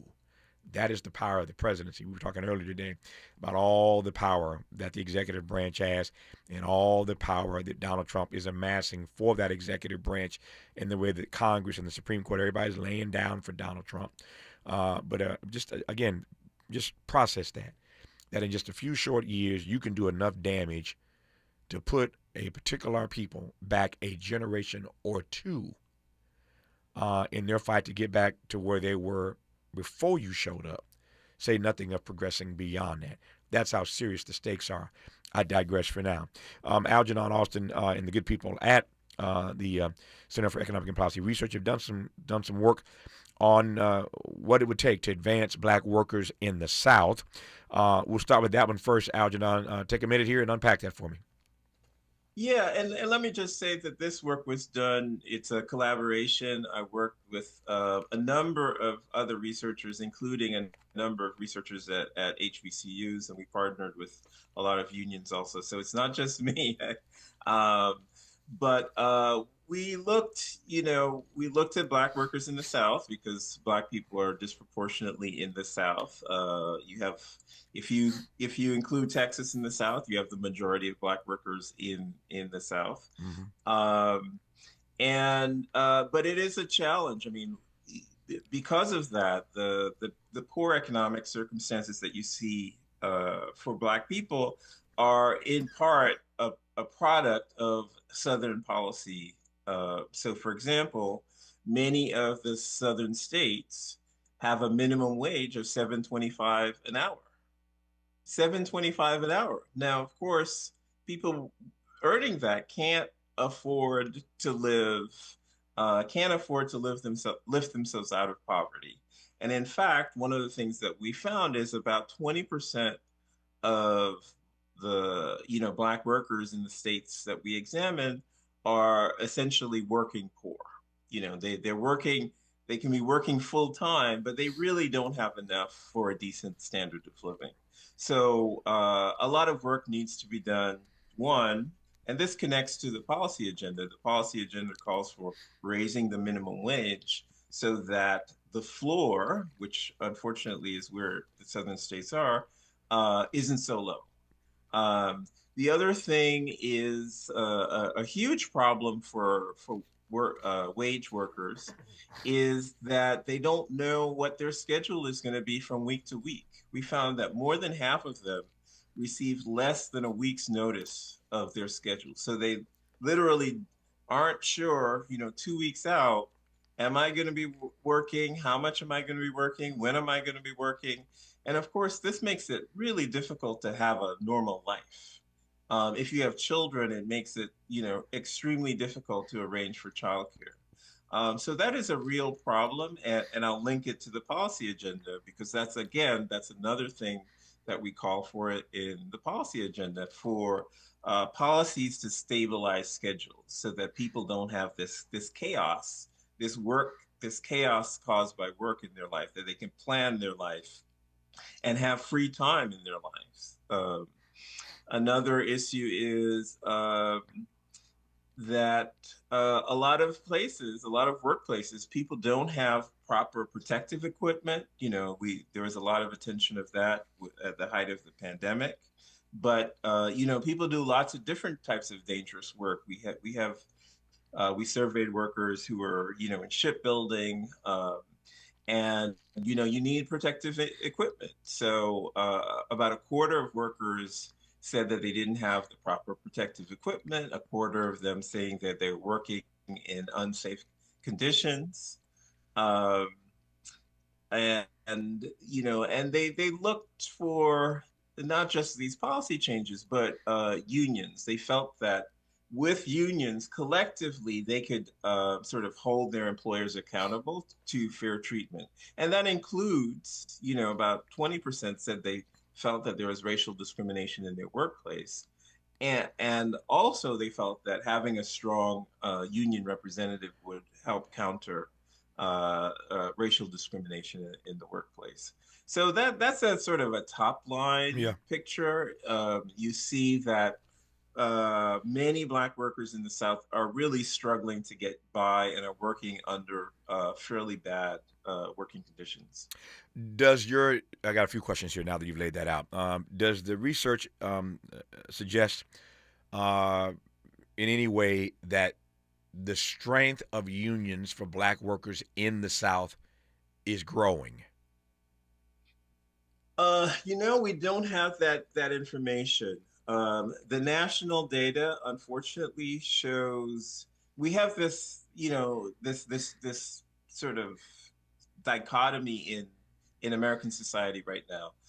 The unionization numbers are declining, but the support for unions is increasing. Sure. So we have a historically high support, people saying that they want to be in a union, that they support unions, but the numbers are going down. And that's why the policy agenda calls for better policies to allow people to, realize their desires to be part of a union. Now, I raise that issue because we've had a number of conversations on this program, indeed this year, one just a few weeks ago, where it's abundantly clear to me that the place in this country where union organizing is most robust right about now is in the South for all the reasons you've just laid out.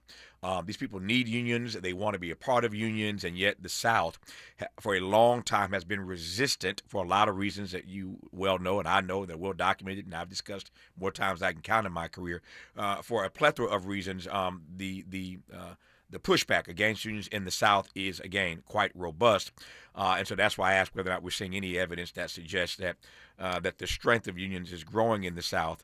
But I take your point. The other thing you raised I want to come back to is this phrase, the working poor. You suggested earlier in this conversation that I should more often say what I will now say again, because you said it ought to be said repeatedly, that Black people still lag far behind in every single leading economic indicator category. There you have it, Algernon. I say it again twice in 1 hour. And I'll keep saying it because it is our reality. What also needs to be said, I think, time and time again, is that we have gotten to a place in this country where we accept the language of the working poor. That is now like a category.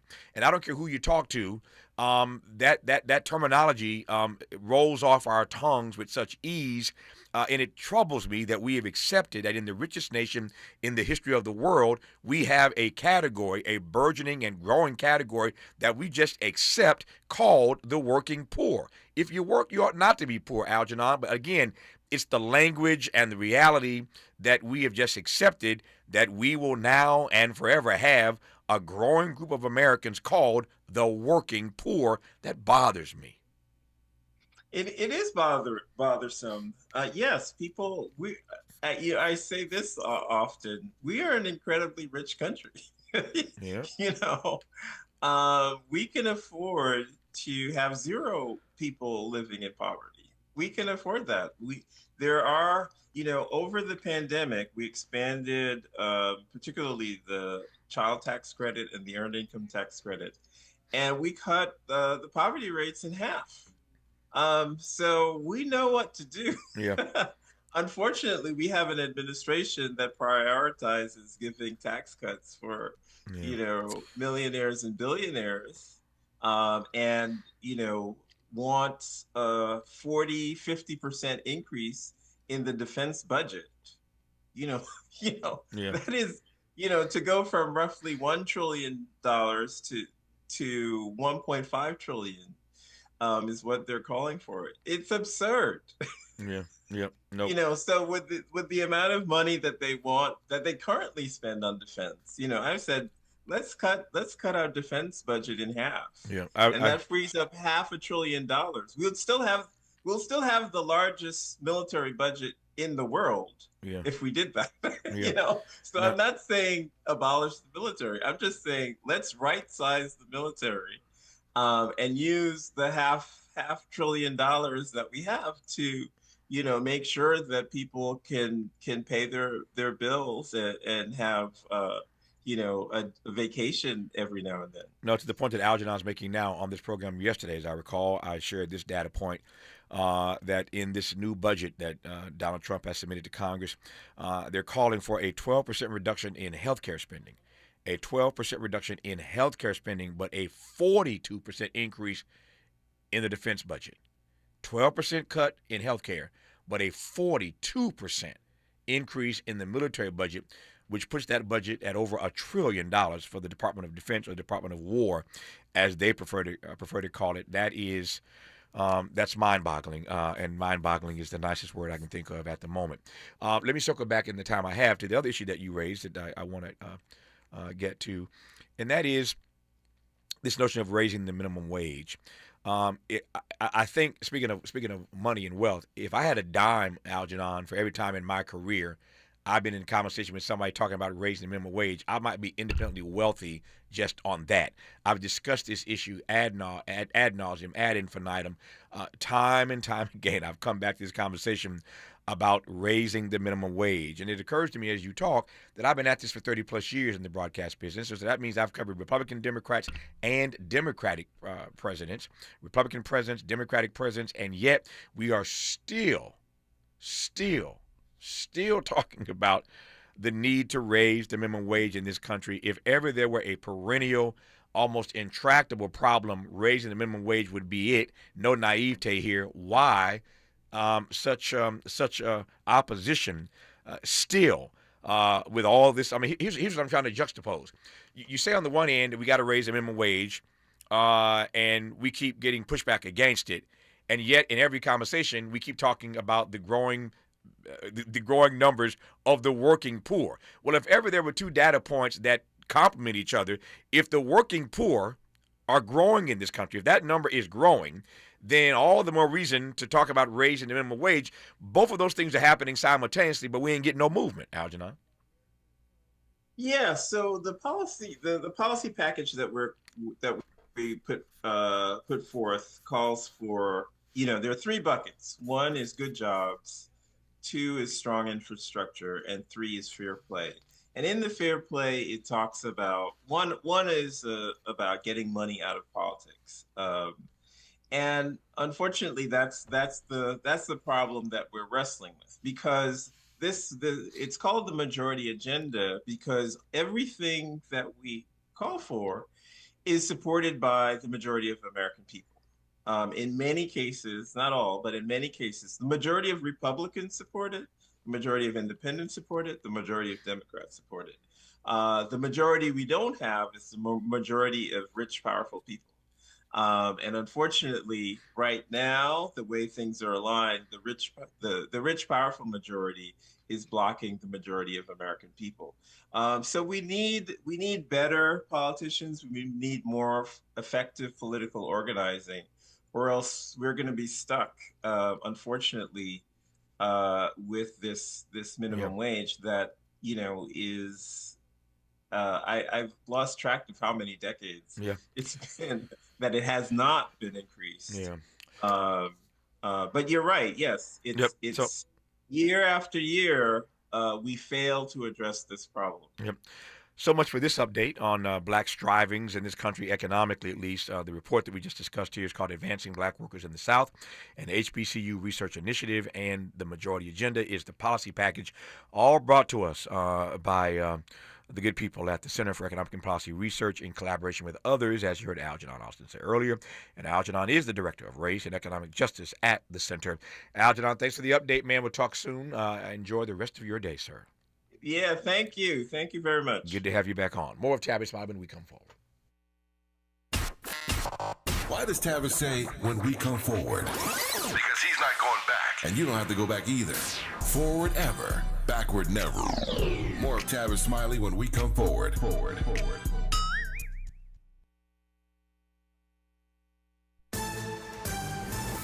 I'm Bree Wood with BIN News Now. A jury has reached a verdict in the federal antitrust case against Live Nation and Ticketmaster. The jury found Live Nation acted as an illegal monopoly. Plaintiff's attorney Jeffrey Kessler says it's a great day for antitrust law. It's a great day for consumers and fans, and it's a great day for the 34 states and District of Columbia who I've been honored to work for on this matter. Live Nation plans to challenge the ruling. It's been more than 26 years since Asha Degree, a black girl, vanished from her North Carolina home at just 10 years old. Now her family is renewing their push for answers, increasing the reward to $100,000 for information about her disappearance. And Lil Jon is opening up about fame and loss in his first memoir. I Only Shout So You Can Hear Me traces his life story, including the death of his son, Nathan Smith, and will be released October 20th. Get BIN News Now on demand 24/7 on the iHeartRadio app. Think It Up is an initiative to activate student-powered, teacher-led learning projects. Students and teachers, how can you spark great learning experiences in your classrooms today? Join at thinkitup.org. Is this the time? This is the KBLA Sports Minute with Ray Richardson. The Clippers found out Wednesday night that Steph Curry, at age 38, can still turn a game around and send teams home in frustration. A 13-point lead for the Clippers midway through the fourth quarter disappeared when Curry went to work. Curry scored 11 of his game-high 35 points in the final 9 minutes to lead Golden State to a 126-121 win at the Intuit Dome in Inglewood. The Clippers' season is over. They had to win last night to advance in the play-in round. Kawhi Leonard had 21 points, but he did not score in the fourth quarter until 16 seconds was left in the game. After the Clippers' painful 6-21 start, they finished the season 36-19. They had the third best record in the Western Conference after Christmas. Clippers coach Ty Lue and his staff deserve a ton of credit for keeping the team focused and avoiding what could have been a horrible season. No debates, no speculation, just the info you need. That's your KBLA Sports Minute. I'm Ray Richardson on KBLA Talk 1580.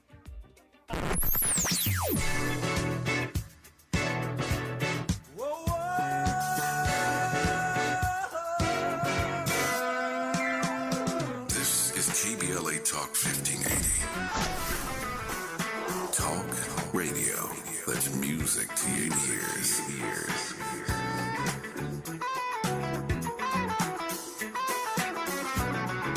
We're unapologetically progressive. KBLA Talk 1580. Travel locals save big at San Bernardino International Airport. Whether it's a stay on the bay or a visit to Utah's peaks, we've got you covered. With $5 a day parking, your next adventure starts here. Plan now at flysbd.com. When your car is making a strange noise, no matter what it is, you can't just pretend it's not happening. That's an interesting sound. It's like your mental health. If you're struggling and feeling overwhelmed, it's important to do something about it. It can be as simple as talking to someone in your community, or just taking a deep, calming breath when you need it. Nice. For mental health resources, check out loveyourmindtoday.org. At loveyourmindtoday.org, you'll find information that may help you get through a tough time. Things like tips for dealing with stress, how to navigate difficulties like financial worries, anger, substance use, and more. You can also find real stories of how people navigated their own mental health challenges. Because once you start to address the problem, you can go so much further. Visit loveyourmindtoday.org. That's loveyourmindtoday.org. Brought to you by the Huntsman Mental Health Institute and the Ad Council. 10 years ago, the world lost a genius. Dearly beloved, we are gathered here today to get through this thing called life. Prince trusted few people. Tavis Smiley was one of them. Good evening from Los Angeles. I'm Tavis Smiley. Tonight, a rare conversation with one of music's biggest superstars, Prince. Prince opened up to Tavis in ways he rarely did with anyone else. Honest, unfiltered, and unforgettable. On Tuesday, April 21st, as we mark the 10th anniversary of his transition, experience 3 uninterrupted hours of Prince in his own words. When people criticize my work and attack my personality, it doesn't help me. I can't do anything with it. Don't just remember Prince, hear him. We live in a place now that feels just about like a plantation. We're all indentured servants. Tavis Smiley, Tuesday, April 21st, only on Tavis Smiley.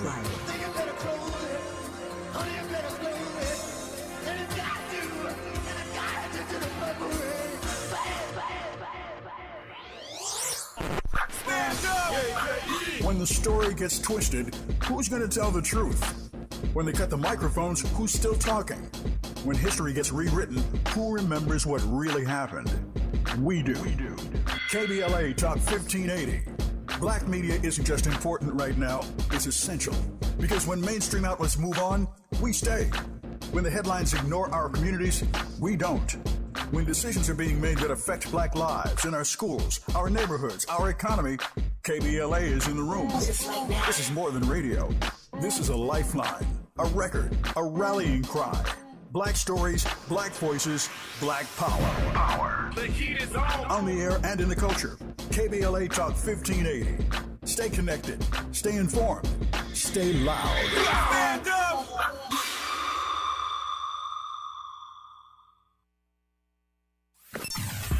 Sometimes he fails at fitting in. But we're okay with that. You're inside the Tavis Smiley Show.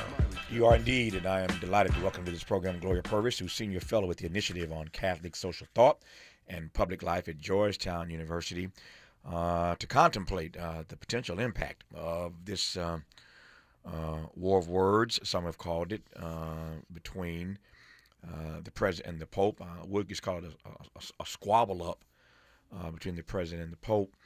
And I specifically want to talk in this half hour with Ms. Purvis about the impact potentially on black folk, black members of the Catholic Church.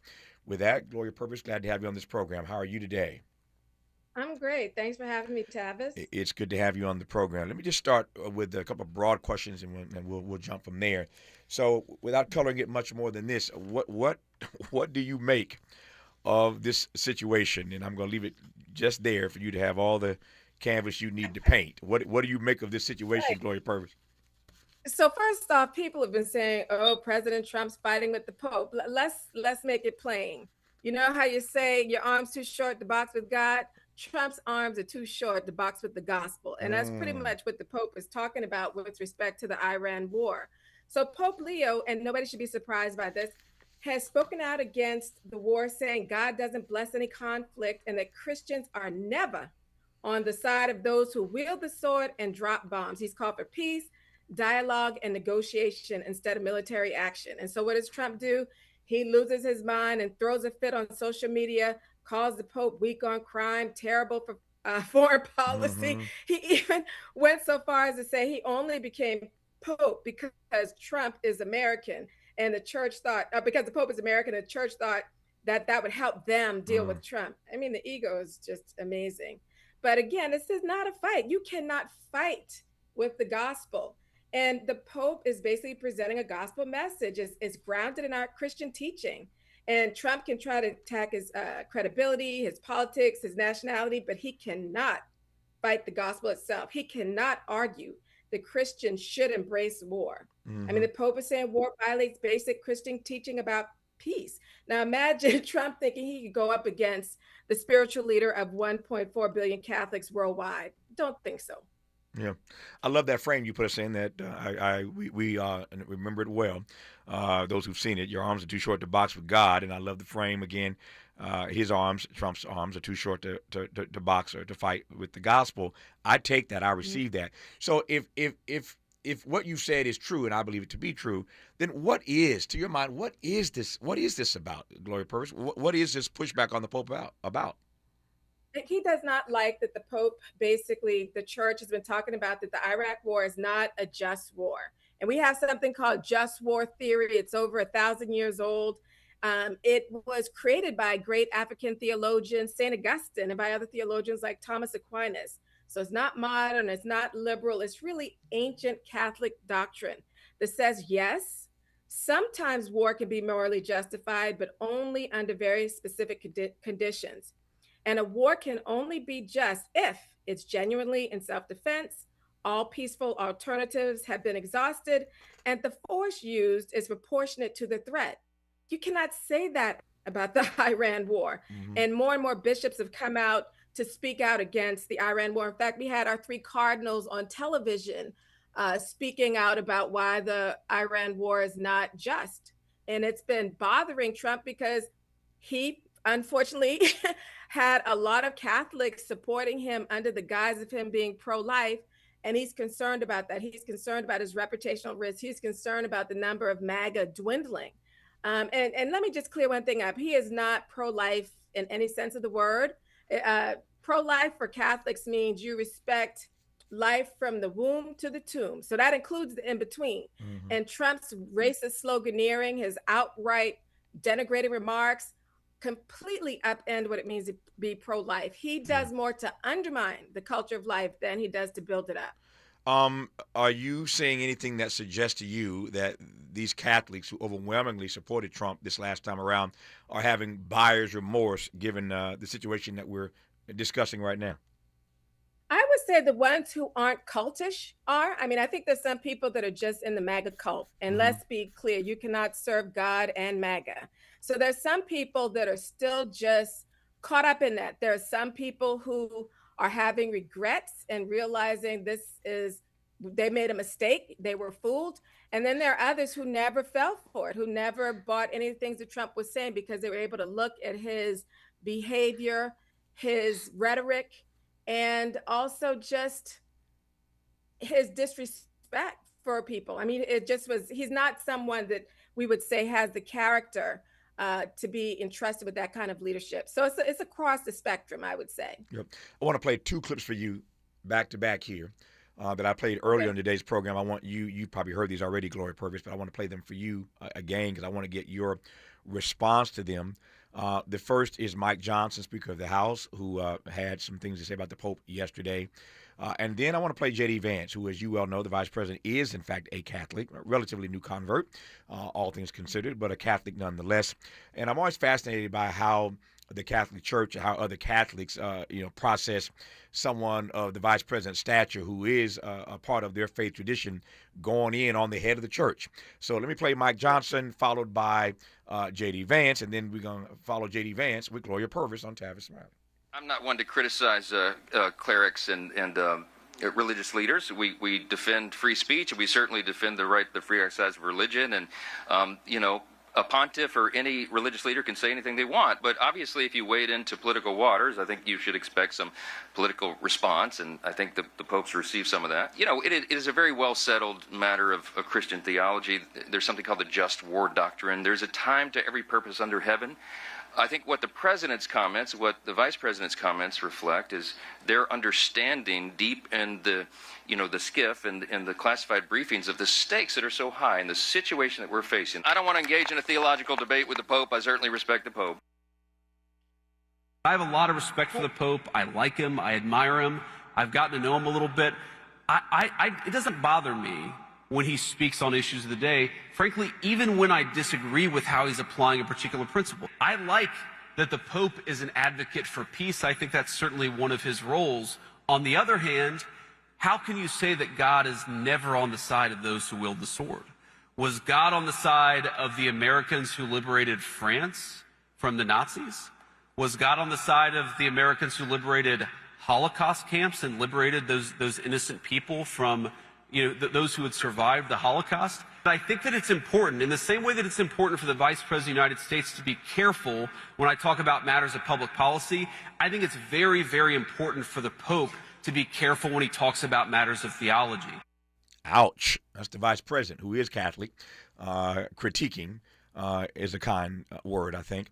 Pope Leo. When we come forward, now that you've heard Mike Johnson and J.D. Vance, you'll hear Gloria Purvis respond to that, and we'll get a little deeper into the impact of all this, specifically, that is, if I can say it, on black Catholics. You're listening to Tavis Smiley. Hope, agency, dignity. This is Tavis Smiley. Can you dig it? Come on! Lena Bloom for the Bail Project. Imagine you're stuck in a jail cell and you can't afford bail and someone offers you a way out. Just plead guilty and you can go home and kiss your kids goodnight. What do? What thousands have. You plead guilty whether you are or not. Cash bail makes poverty a crime. That's why the Bail Project helps those who can't afford it while fighting to end cash bail. Because freedom should be free. Brought to you by the Ad Council.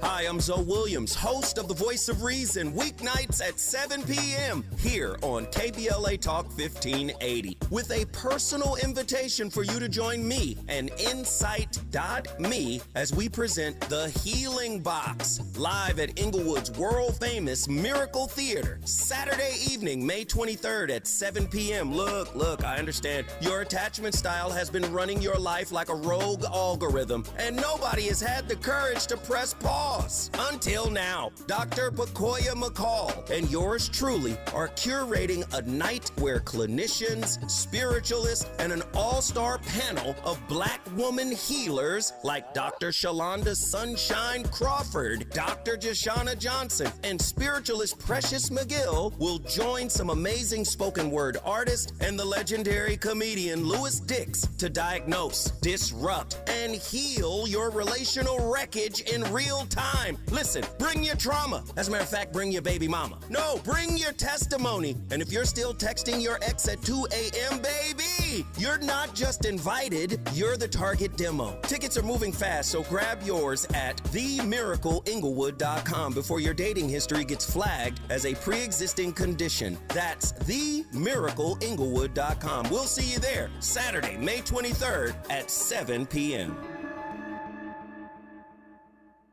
And we're live here outside the Perez family home, just waiting for and there they go. Almost on time this morning. Mom is coming out the front door strong with a double-arm kid carry. Looks like Dad has the bags. Daughter is bringing up the rear.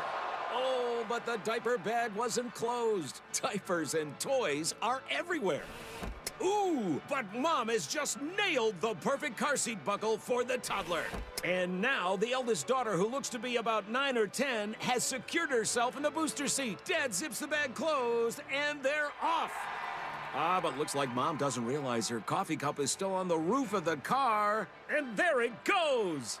Oh, that's a shame. That mug was a fam favorite. Don't sweat the small stuff. Just nail the big stuff. Like making sure your kids are buckled correctly in the right seat for their age and size. Learn more at nhtsa.gov/the right seat. Visit nhtsa.gov/the right seat. Brought to you by NHTSA and the Ad Council. He's a paradigm pioneer and the top-rated African-American talk show host in the nation, according to Talkers Magazine. You're tapped in with Tavis Smiley right now. Tavis Smiley and Gloria Purvis, who has her own podcast called, wait for it, the Gloria Purvis Podcast. She's also senior fellow with the Initiative on Catholic Social Thought and Public Life at Georgetown University. I'm honored to have her on this program. So, Gloria Purvis, you heard Mike Johnson, Speaker of the House. You heard J.D. Vance, Vice President, who himself is a Catholic. And in hearing those persons, you heard actually what? Nothing right. Nothing right. I mean, I would say, for Johnson, he only knows just war theory as a soundbite. I mean, it's absolutely absurd that Johnson is going to lecture Pope Leo on Augustine. Mm-hmm. First of all, because the just war theory, again, was created by the African theologian St. Augustine, right? So they are lecturing, both Vance and Johnson are lecturing the world's leading expert on Augustine about Augustine's own tradition. I mean, this is theological illiteracy, trying to dictate theological literacy. I mean, it's like, so let me break it down for everybody to understand how deep Pope Leo is with regard to Augustine. First of all, he spent 18 years in formal theological formation. He earned a doctorate in canon law while immersed in Augustinian theology. And believe it or not, before he was a pope, he was a member of the Augustinians, the order of St. Augustine. And guess what? He led that order, that worldwide religious order, for 12 years. He has lived Augustine's rule of communal life, love of neighbor, and service to the marginalized. He walked where Augustine preached, and he laid a wreath at his tomb. So for Johnson to even try to talk to him about it, it's just silly. Anybody that knows anything about this, anybody knows anything about Pope Leo's background would immediately laugh off Johnson. Vance, who, yes, he's been a Catholic for maybe about 7 years. That's not the point. Vance's role is not to teach us on faith and morals. That's not his place. That is the place of the Holy Father. So he has no standing in the church really to come and talk against the Holy Father. First of all, what I need people to understand is that Vance made a very critical mistake by acting like what the Pope was saying was merely the Pope's opinion. This is authoritative church teaching. And I would tell you something, if your listeners don't know this, if you've listened to Vance or some of his other things, he is very good at deceiving. He is very good at seeming to know the facts, but wholly misrepresenting them. And that's what he's done here, especially when he started talking about World War II. I mean, I was like, really, Vice President? He said, was God on the side of the Americans who liberated France from the Nazis? Was God on the side of the Americans who liberated Holocaust camps? Look, I get that that's emotionally powerful, but it misrepresents what the church actually teaches about World War II. The church did not give unqualified moral approval to how World War II was fought. In fact, the church condemned strategic bombing of cities in World War II. You cannot deliberately target civilian infrastructure. That violates just war principles because it intentionally harms non-combatants.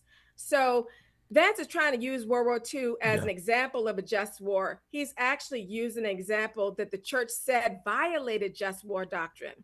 So this is, again, the problem. Vance is not a trustworthy source when it comes to faith and morals. I mean, he just doesn't understand it. And he's reaching, frankly, a conclusion he already wanted without understanding what the example actually represents and requires in terms of just war.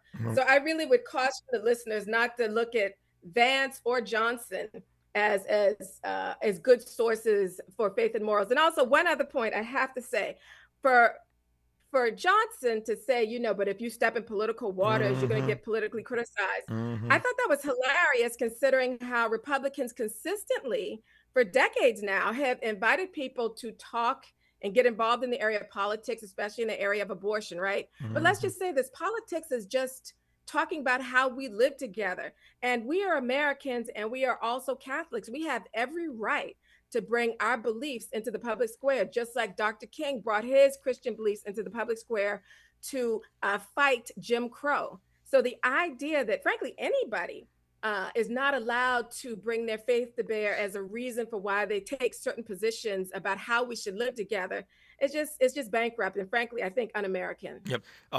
In my church, we just say amen. I know that ain't Catholic tradition, but we say amen. Yeah, come on. Look, now, depending on the church, you got drums, liturgical dance, the amen, all of it. I'm going to just tell you. There you go.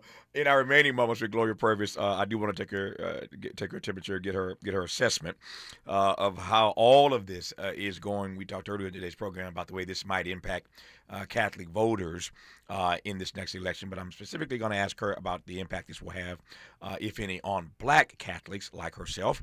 You're listening to Gloria Purvis on Tavis Smiley. BET and PBS, the Tom Joyner Morning Show, and NPR, the cover of Jet and the cover of Time. #1 on the New York Times bestsellers list, 20 honorary doctorate degrees, a dozen NAACP Image Awards, a star on the Hollywood Walk of Fame, a Presidential Lifetime Achievement Award. From talk shows to talk radio, nobody's ever done it better. You like that? This is Tavis Smiley. KBLA Talk 1580. We've got a lot to talk about. KBLA Talk 1580, connecting you with services and solutions. 10 Toes In serves as a mentorship and domestic violence prevention program. They support, educate, and empower couples during and after incarceration. They assist male returning citizens to re-enter society successfully and to help them maintain a healthy relationship with their romantic partner. They offer a mentorship support group for formerly incarcerated men. 10 Toes In teaches its Intimate Relationships 101 curriculum at male prisons throughout the state of California. They host sister support group meetings for women who are intimately involved with incarcerated and formerly incarcerated men.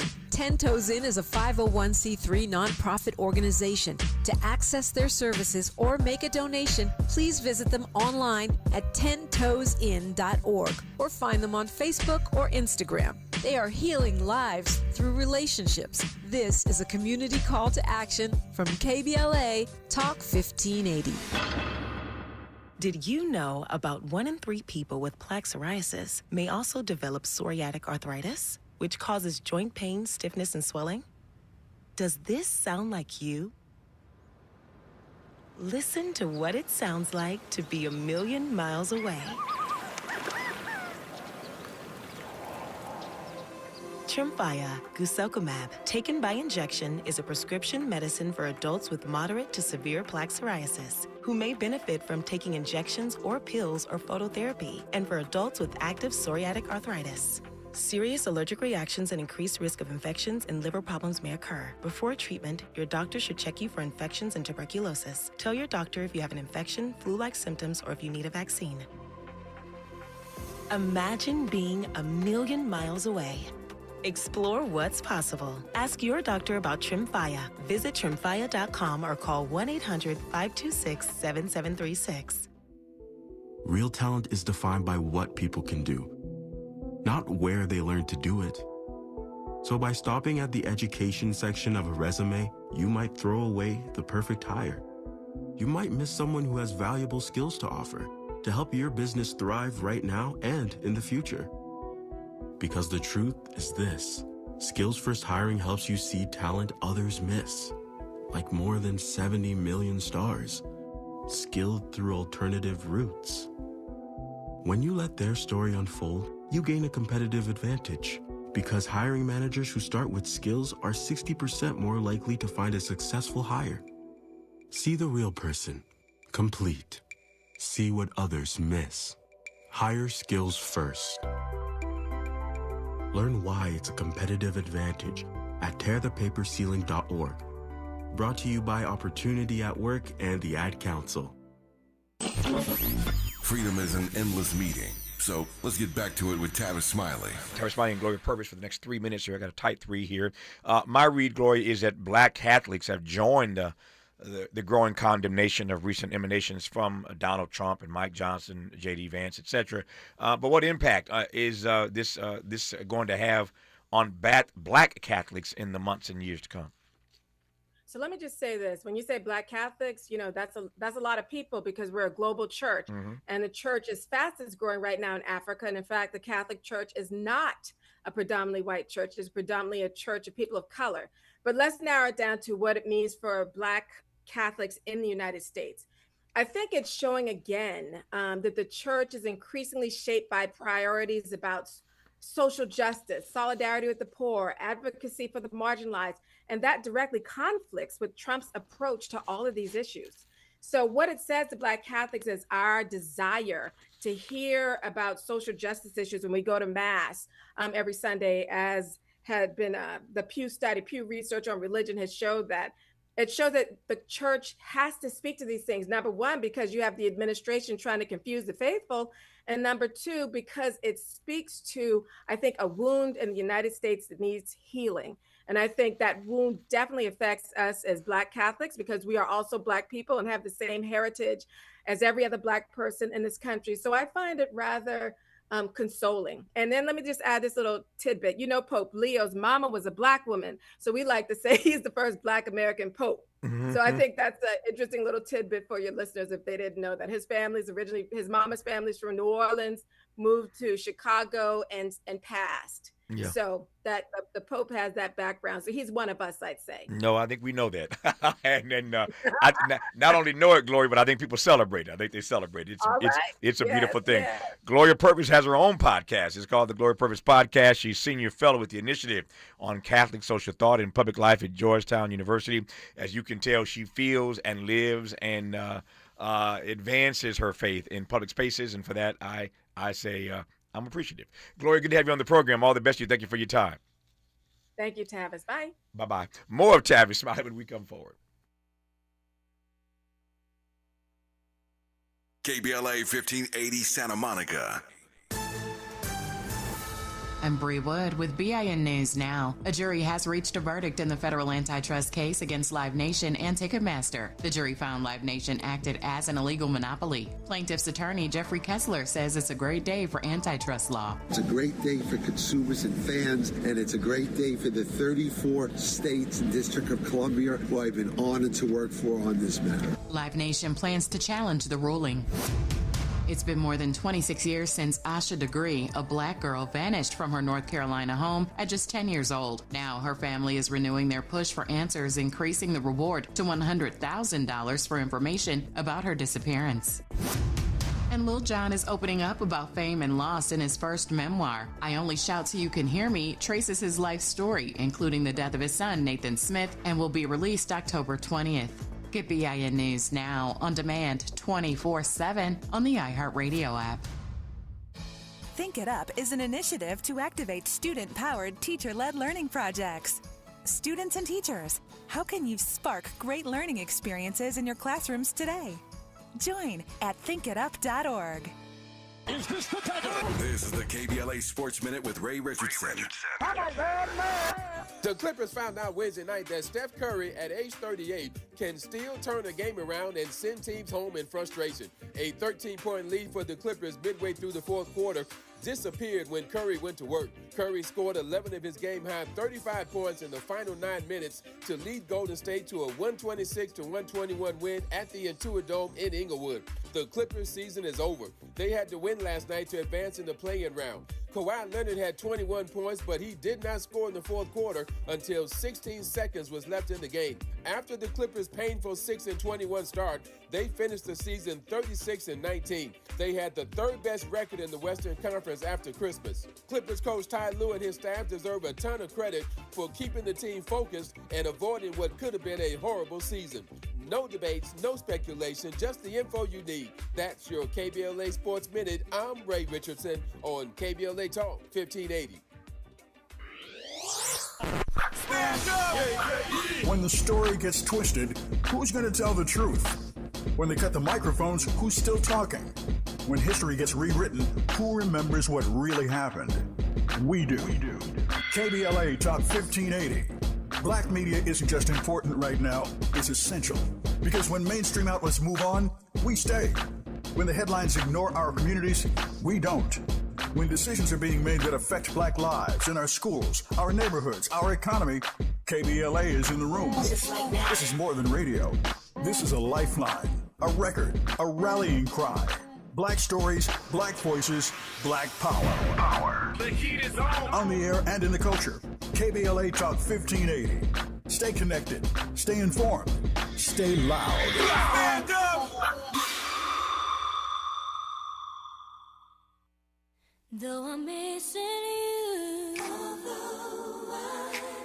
I'll find a way to get through. Living without you, 'cause you were my sister, my strength, and my pride. Only God may know why. Still, I will get by.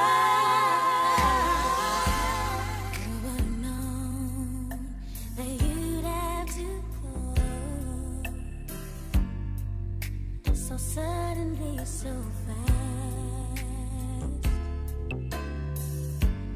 How could it be that our sweet memories would be all that we have planned?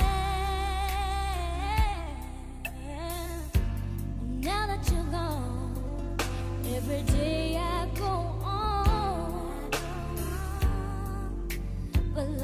just not the same.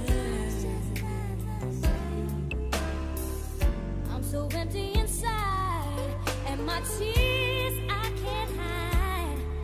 But I'll try to face the pain, though I'm missing you. I'll find a way to get through. Always got me in trouble. Always raiding the sororities. Yeah. So we ain't grown up yet, but we're working on it. Right. He seems like a nice guy. Nice, terrible. Hate him. He's a good guy. I want you to know that this is one of the best nights of my life. I've never felt so special. Do you feel free now? Well, for now, but it's not my life. I'm just borrowed from pieces of yours. Borrowing's not such a bad thing, as long as you return the favor. Look at all your friends. They all own banks. Where I'm from, you're lucky to have a bank account. I just want to get out of here. Have you ever felt like that?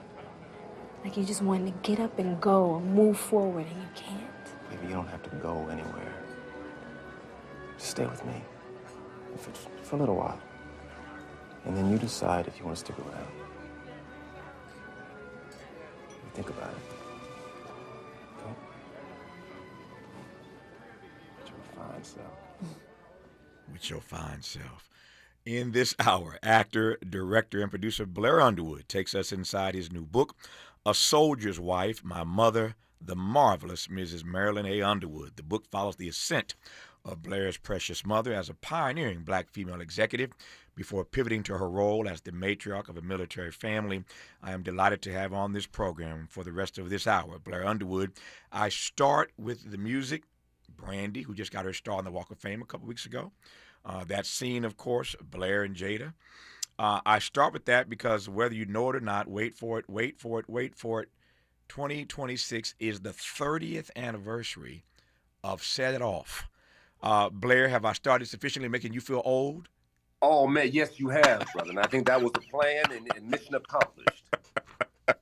Yo, that's crazy. First of all, Tavis, man, I'm happy to be back. We haven't spoken in a minute. Yeah. And I'm glad to be on your show.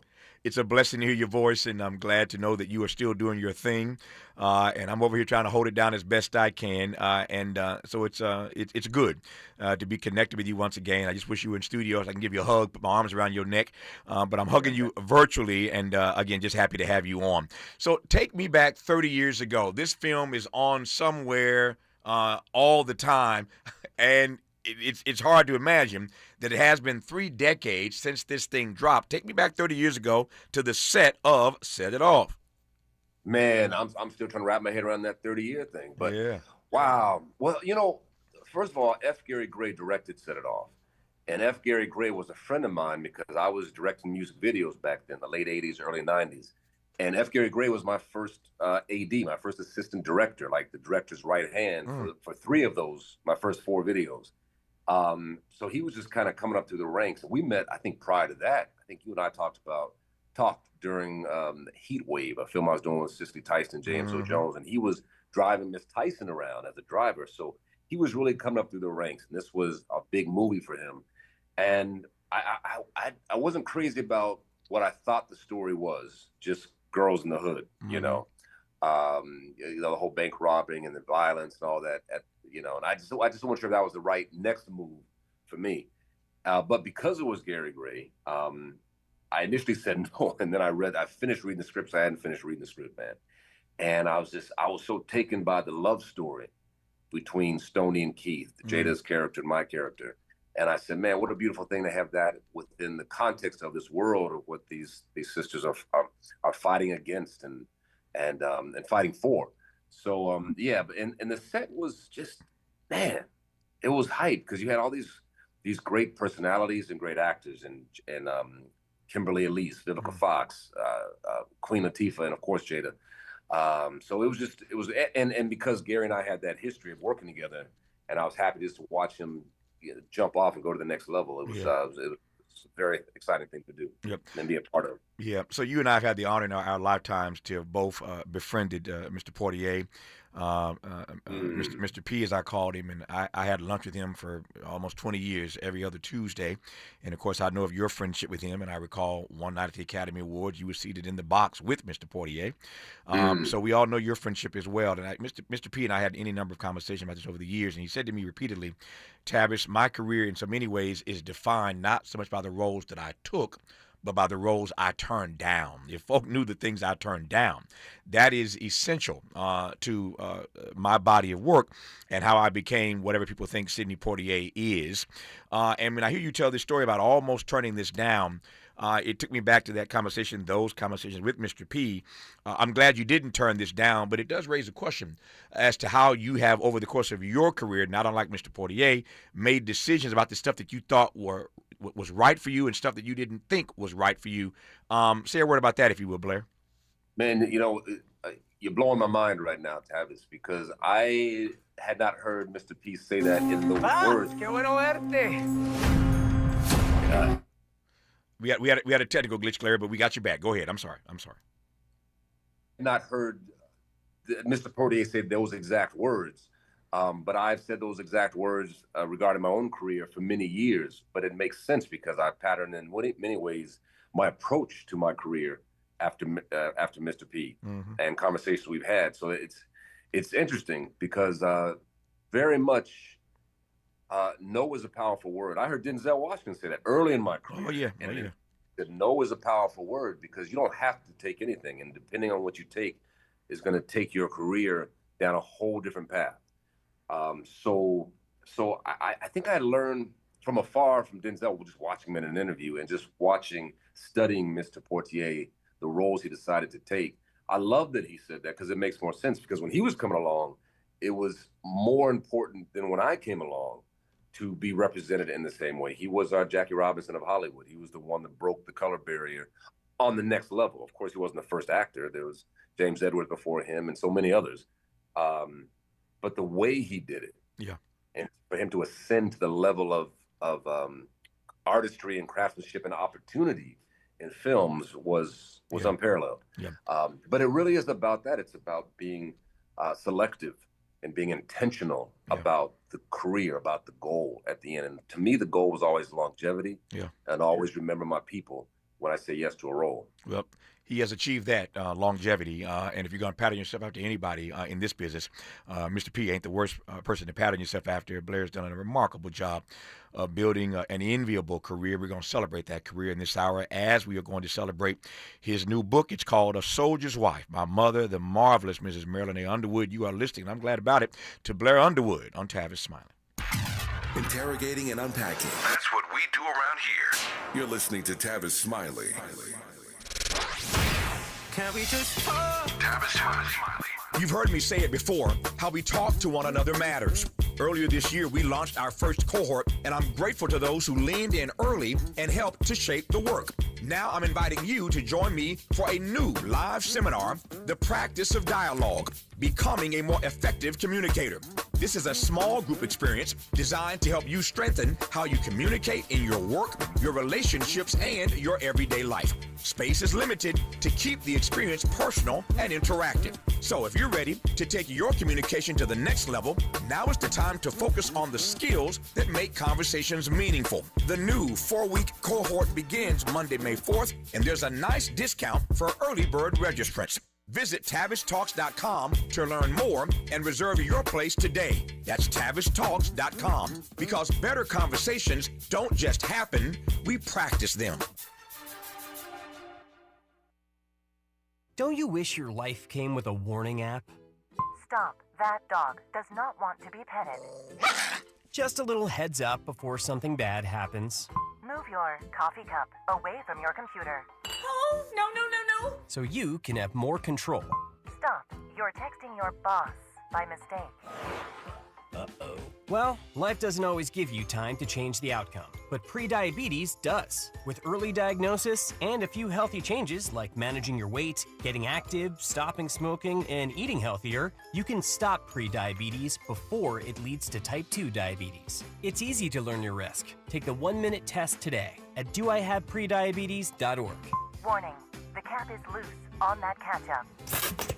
Ugh. Don't wait. You have the power to change the outcome.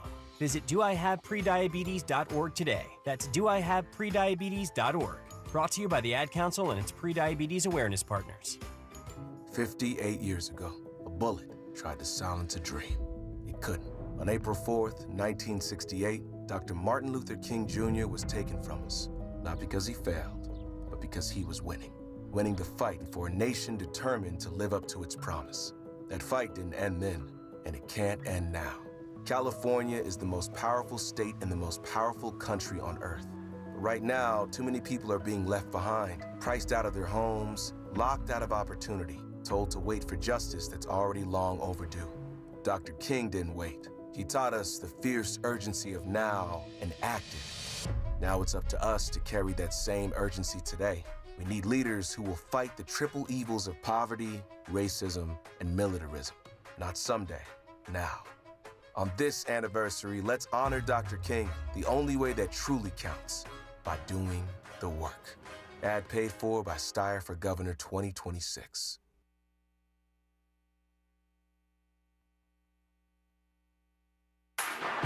Less monologue, more dialogue. Tavis Smiley continues right now.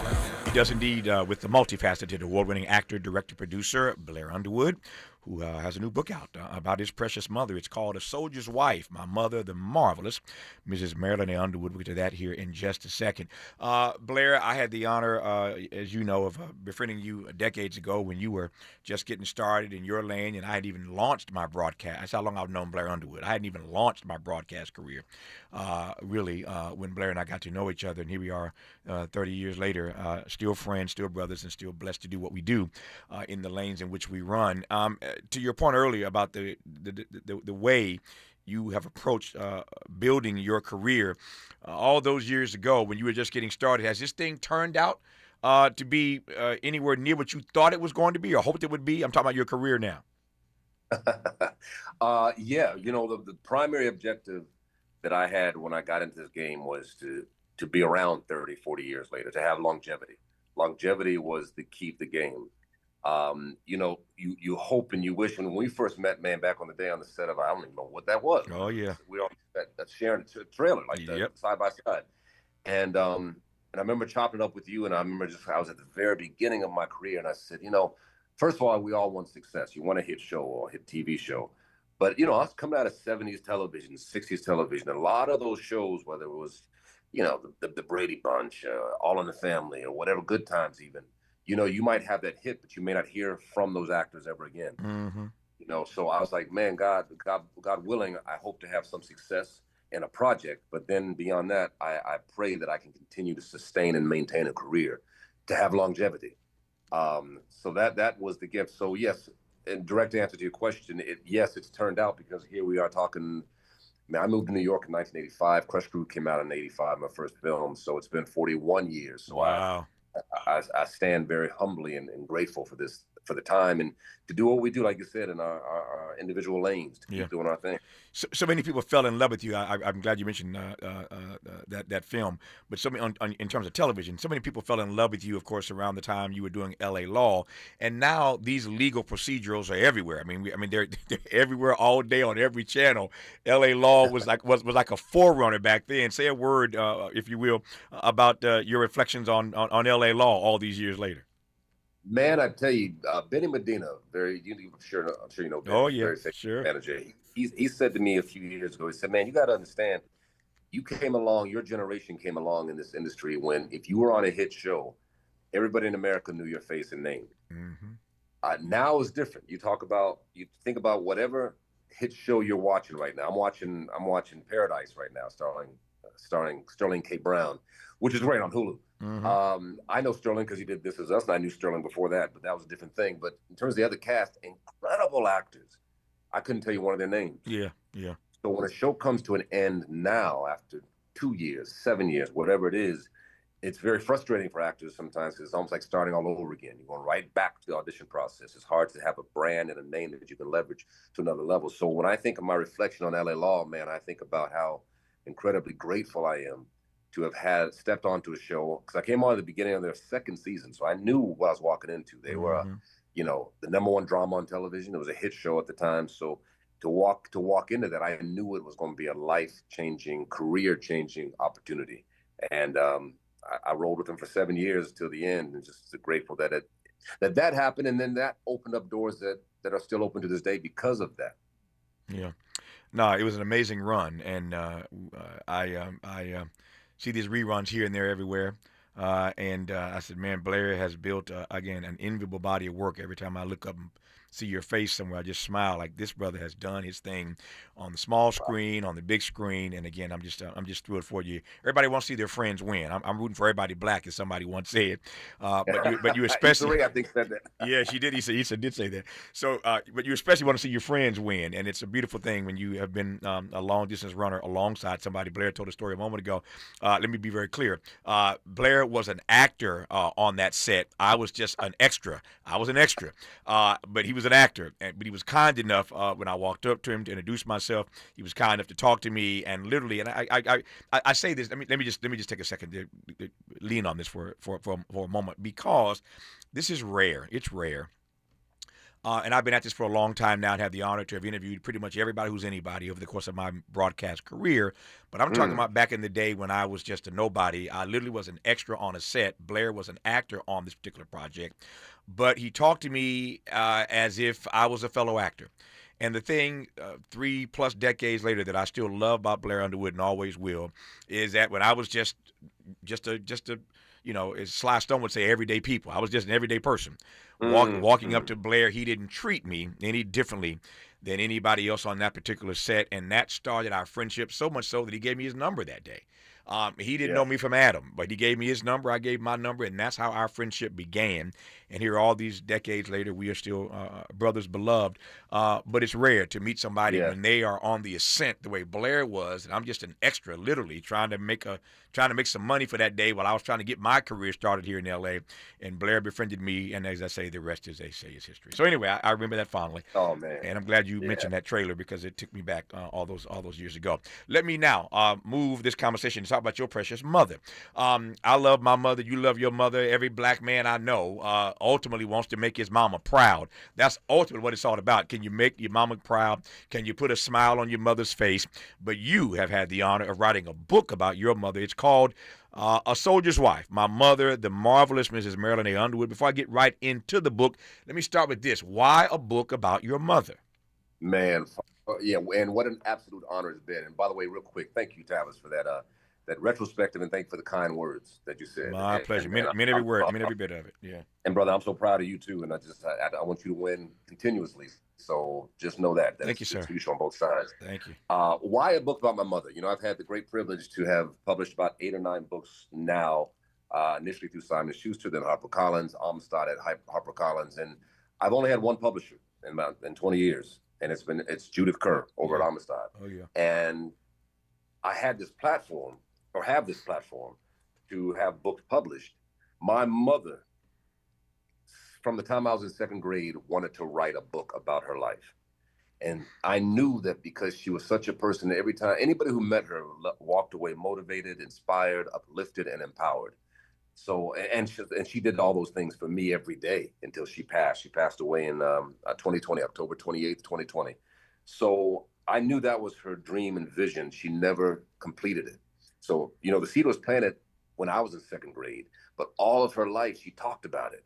She would start it, she'd write notes down, then she'd stop. Start. And I'd ask her, like, you still want to do that book? Oh, I'm going to do that book one day. That book's coming out one day. So she passed away and it wasn't able to happen. But because I had the opportunity and the platform, and I knew of her desire, that was one of her dreams that she never had a chance to see come to fruition in the physical sense, her physical sense. That was the impetus for me to kind of make this happen. And when I pitched it to my publisher, because really for me, it's one-stop shopping. And if she says no, then that's what it is. But she got so excited about this book and more excited than any other project I brought her, actually. That made it a resounding yes. And that was 3 years ago, so it's been 3 years in the making between research and everything else. And I want to give Yolanda Galt a shout out, because Yolanda is the actual author of the book. I personally don't believe in ghostwriters. Yeah. I feel they should get the credit if they deserve it. And that's the reason I publish these books, because it's a platform for either authors who do publish. It gives them a chance to do something else, or people who've never published a book before in the past. Yolanda Galt has written books before, one about her mother too. And she was just the perfect voice and the perfect person to understand my mother. She's also from Buffalo, New York, like my mother. Yeah. We'll get to the book here in a second. What is the story? And I'm trying to see if there are two different issues here, and whether or not there's a parallel or an overlap. What is the story, to your mind, to your understanding, that your mother wanted to tell all those years before her passing? And is that the story that you are attempting to tell in A Soldier's Wife? Or is it? Are these two different things? What a great question. I think they could be two different things. My sister Marla, who was there with her at the very end, she lived in the house with her and was a caretaker of her. She said to me last night, she said, the problem was, Tavis, it's called A Soldier's Wife because my dad was a soldier in the United States Army. The way she grew up, because she was an only child raised by a single mother, I think there was a little bit of imposter syndrome that she talked about. But there was always a sense of presentation, always a sense that you have to be respectable of self and your race when you walked out the door. But heavy responsibility. So things, when they hurt you, obstacles, you don't dwell on them. You just move forward. And I think some of that hurt her to extend later in life, because she had a nervous breakdown at one point, tried to commit suicide 3 times. She dealt with mental illness near the end as her body broke down. She was in a wheelchair the last 20 years.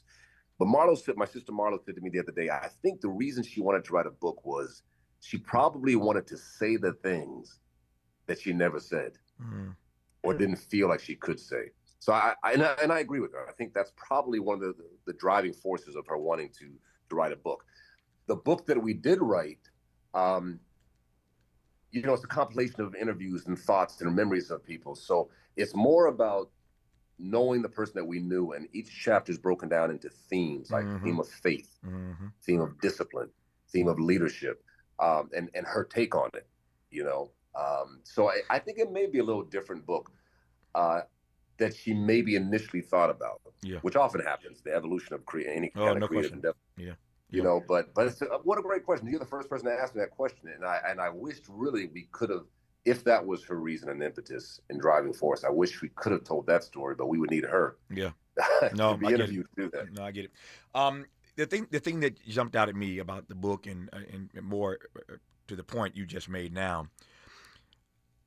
Let me back up. I mentioned earlier how much I love my mother, and obviously you love your mother, and every black man I know, again, wants to make his mama proud. That's the goal, right? Put a smile on your mama's face. That's the goal here. And yet, because I love my mother so, and you love your mother so, certainly black boys are fiercely protective of their mothers at our best. And this ain't everybody's story, it ain't everybody's testimony, but at our best, black boys in particular are fiercely protective of their mothers. And yet here you are on a national platform, a national radio show right now, talking about your mother's health and mental challenges. There's so many ways to read that, but your transparency is arresting, again, given that we want to protect our mothers. But here you are, laying into this. Tell me why. I was telling my wife this last night. I said, I'm grateful for the fact that I had a chance to pass this transparency by my mom before she passed away. Because what we found 20 years ago when she first went through depression, it was debilitating, not only for her, but for the family. So it was an education for all of us. She eventually came out of it. Yeah. But it was an education for all of us. And what I realized, and then another thing, Tavis, I did a show on HBO called In Treatment. It was about people who are in therapy, in treatment.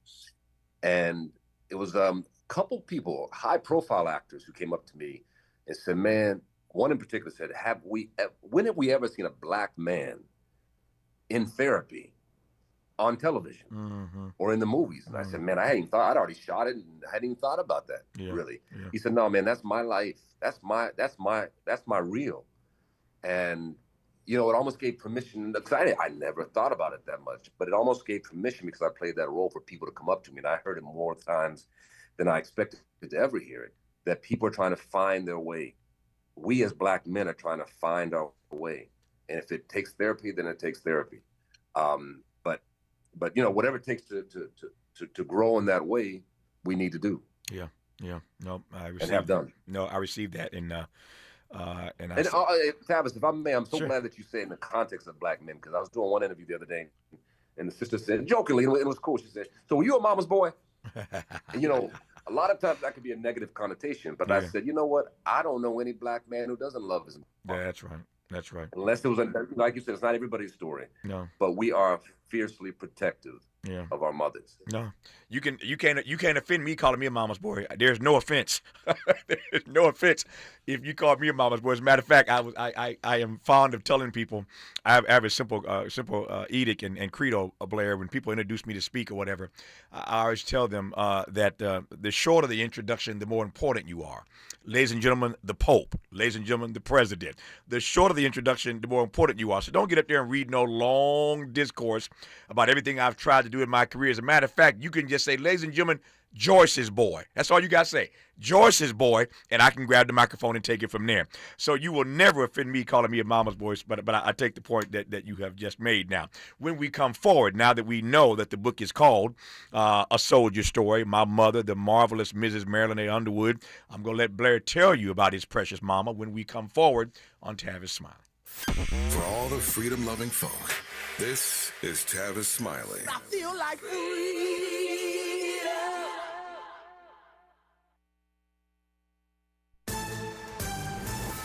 I'm Bree Wood with BIN News Now. A jury has reached a verdict in the federal antitrust case against Live Nation and Ticketmaster. The jury found Live Nation acted as an illegal monopoly. Plaintiff's attorney Jeffrey Kessler says it's a great day for antitrust law. It's a great day for consumers and fans, and it's a great day for the 34 states and District of Columbia who I've been honored to work for on this matter. Live Nation plans to challenge the ruling.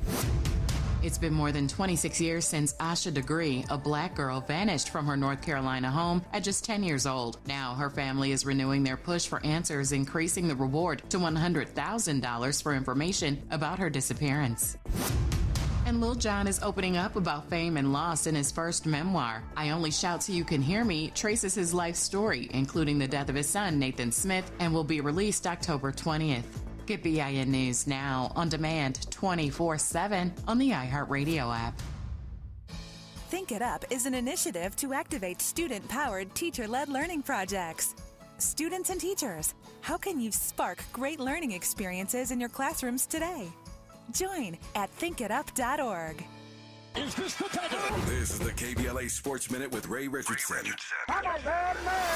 The Clippers found out Wednesday night that Steph Curry, at age 38, can still turn a game around and send teams home in frustration. A 13-point lead for the Clippers midway through the fourth quarter disappeared when Curry went to work. Curry scored 11 of his game-high 35 points in the final 9 minutes to lead Golden State to a 126-121 win at the Intuit Dome in Inglewood. The Clippers' season is over. They had to win last night to advance in the play-in round. Kawhi Leonard had 21 points, but he did not score in the fourth quarter until 16 seconds was left in the game. After the Clippers' painful 6-21 start, they finished the season 36-19. They had the third best record in the Western Conference after Christmas. Clippers coach Ty Lue and his staff deserve a ton of credit for keeping the team focused and avoiding what could have been a horrible season. No debates, no speculation, just the info you need. That's your KBLA Sports Minute. I'm Ray Richardson on KBLA Talk 1580. We've got a lot to talk about.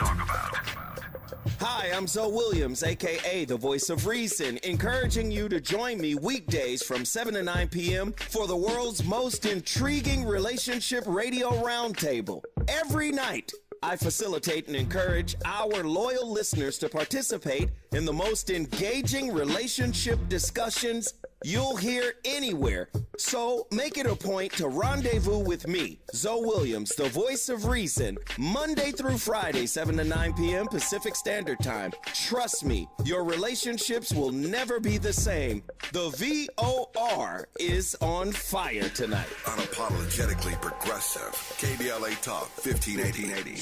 We've got your black. Prince and the Revolution. 10 years ago, the world lost a genius. Dearly beloved, we are gathered here today to get through this thing called life. Prince trusted few people. Tavis Smiley was one of them. Good evening from Los Angeles. I'm Tavis Smiley. Tonight, a rare conversation with one of music's biggest superstars, Prince. Prince opened up to Tavis in ways he rarely did with anyone else. Honest, unfiltered, and unforgettable.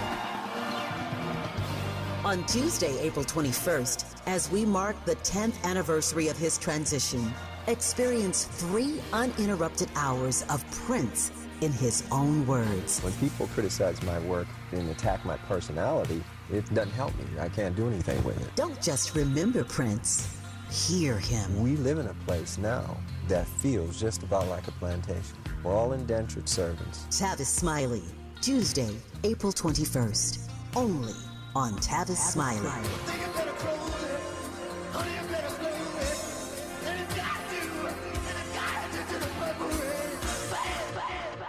When your car is making a strange noise, no matter what it is, you can't just pretend it's not happening. That's an interesting sound. It's like your mental health. If you're struggling and feeling overwhelmed, it's important to do something about it. It can be as simple as talking to someone in your community, or just taking a deep, calming breath when you need it. Nice. For mental health resources, check out loveyourmindtoday.org. At loveyourmindtoday.org, you'll find information that may help you get through a tough time. Things like tips for dealing with stress, how to navigate difficulties like financial worries, anger, substance use, and more. You can also find real stories of how people navigated their own mental health challenges. Because once you start to address the problem, you can go so much further. Visit loveyourmindtoday.org. That's loveyourmindtoday.org. Brought to you by the Huntsman Mental Health Institute and the Ad Council. More honesty than you can handle. More empowerment than you can imagine. You're tuned in to Tavis Smiley. Tavis Smiley and Blair Underwood, who I'm honored to have on this program. He is the author of a new book. He's written a bunch of them, but the new one is called A Soldier's Wife. My mother, the marvelous Mrs. Marilyn A. Underwood, and I'm honored to have him on this program, not just to celebrate this book, but a distinguished career. Blair, I'm looking at all these social media posts, and let me just get this out of the way now. I'm seeing this from multiple women around the world. Please tell Blair he's still fine. Please tell Blair he's still. Now, anybody said that, tell Tavis he's still fine, but I'm passing this on anyway to Mr. Underwood that he is still fine. There you have it, Blair. All right, brother, I appreciate that, man. I appreciate it. I receive it. No, I know you do. Hey, at our age, any way you can get it, you take it, man. This is what I'm saying. It ain't easy. It ain't easy out here, man. I ain't mad at you. All right, let me give you the microphone to tell me about your mother. The whole book is about your mother, but in your own words, just tell me about your mama. Yeah, man. Like I said, she was a city girl. She was from Buffalo, New York. Fell in love with fashion designing, and she moved to Manhattan at a certain point. Went to a school called Trapegan School of Fashion, one of the top schools in fashion at the time, talking about the 1950s. Mm-hmm. She eventually came back to Buffalo, New York, and worked for a place called Barman Brothers, which was, of course, an all-white firm. And there's a great picture in Women's Wear Daily, January 3rd, 1961, of her, the only chocolate drop in a sea of white faces. But she was the first Black executive in that company. So she was on the ascension of a career in fashion. Then she met my dad, this young lieutenant, Frank Underwood, he retired as a full bird colonel, Colonel Frank Underwood Sr. And they fell in love. And literally after they met, she kind of proposed to him 3 weeks later, and were married 3 months later. Wow. And their love story was such that it taught me everything about relationships and marriage. And they were married 61 years till she passed away in 2020. But she was a woman of class, elegance. Faith was big, big. Faith and integrity. And, she was a disciplinarian herself. My dad was the ultimate disciplinarian, but she, hey, man, we got those whippings, man. Yeah. We messed up. We had to either go out and get the switch, or she'd grab a brush or an extension cord or a Hot Wheel track, which was the worst. But she also instilled in us a sense of hope and of possibility, that anything that you can dream is possible. Yeah. And, sometimes that seems like a bumper sticker or something, a pie in the sky, but I was young enough, naive enough or tapped in enough to believe it, and I believe it. And even his pursuit of acting and a career in this industry was something that even well-meaning people said, that's good, but it's very difficult and it may not happen for you. Yeah. I said, yeah, okay, but she was one that said, you do it anyway. You follow that dream, stalk that dream, you make it happen. So she was an incredible woman. Then later in her life, she was diagnosed with multiple sclerosis, and it took a toll on her life. The first sign of it was in the 70s when she lost her sight, went blind for 2 weeks. And that's usually the first sign of multiple sclerosis. It's called optic neuritis, so you lose your sight. It came back. She thought it was, and it was a miracle of sorts. But we know now medically and scientifically it was more than a miracle, because she had another 15 years where she could see again. And she kept her sight. There were bouts she'd lose it and it would come back.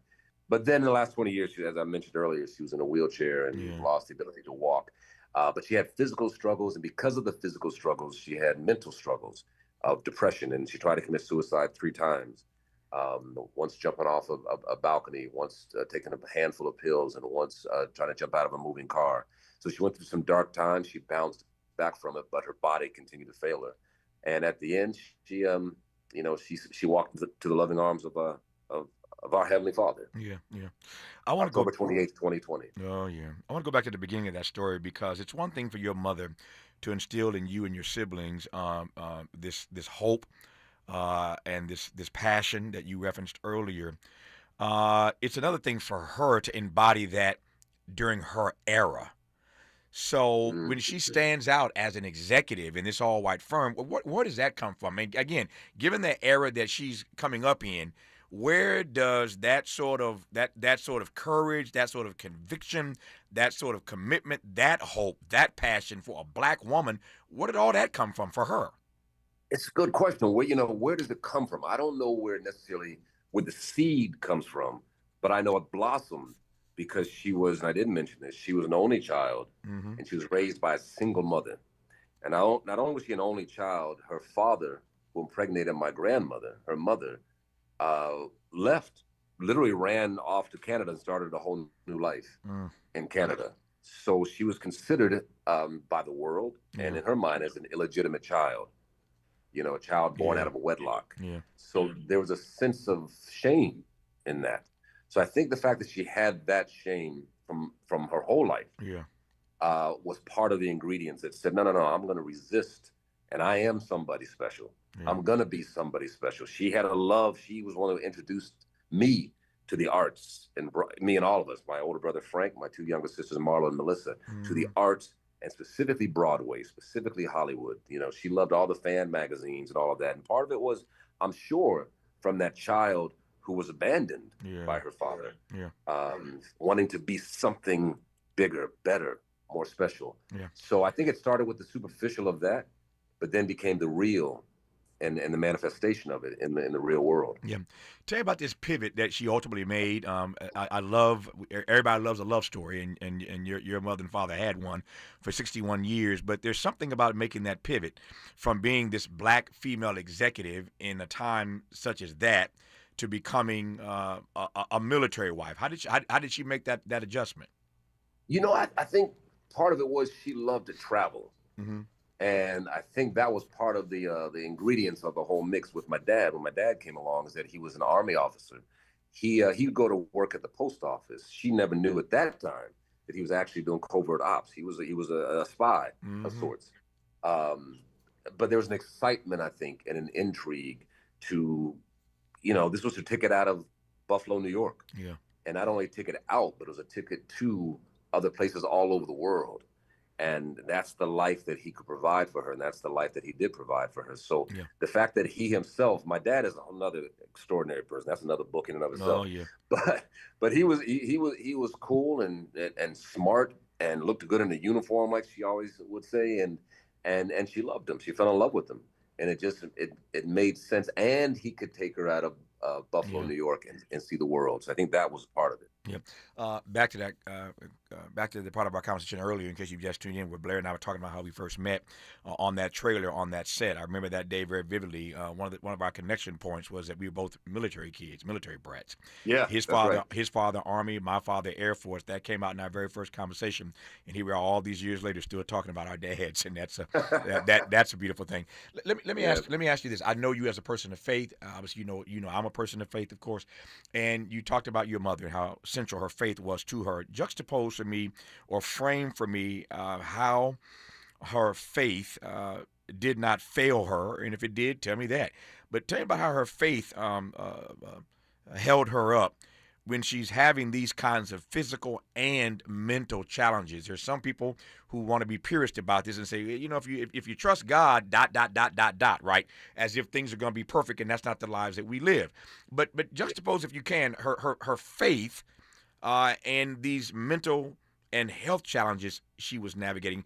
I'm thinking about being a person of faith and trying to commit suicide 3 times. That's right, man. That's real talk, and that's what I wanted to make sure we portrayed in this book, is that it's not just all that is uplifting and optimistic and positive. There's the real. Yeah. And that's what she dealt with.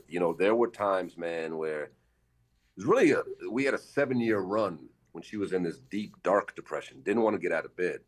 And there were times, it would get a little better, but there was always that cloud over her, And when she came out of it, and she did come out of it, I did ask her, what were you feeling? What were you thinking? And she said, I felt like I was drowning. And I felt like I had nothing to say. I felt like nobody wanted to listen to what I had to say. And there were times, months would go by where she would not even utter a word. Now, this was a woman, as you said, who was a woman of faith, but she loved the gospel. She loved to watch preachers on TV and hear the music.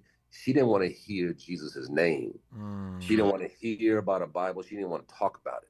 So this is what I'm saying. There was a lot that she kept inside.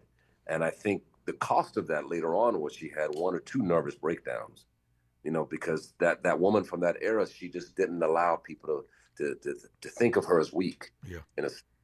And it was an albatross around her neck.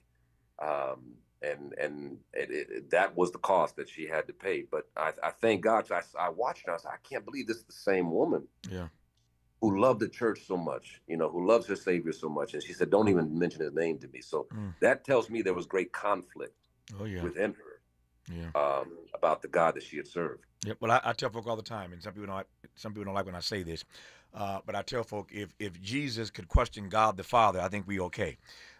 It was Jesus who said, Father, if it be possible, let this cup pass from me.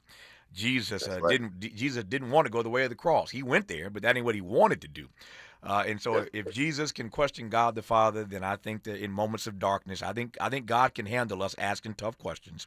Brother, that's real talk. And even on the cross, we said, Father, why hast thou? That's right. Why hast thou forsaken me? So these are questions that are beyond existential, man, that Jesus is asking of God the Father. So again, if he can do it, I think Blair's mama is all right. And I'm all right, and you're all right when we ask questions. He can handle it. More with Blair Underwood when we come forward on Tavis Smiley. From Leimert Park with love, this is Tavis Smiley.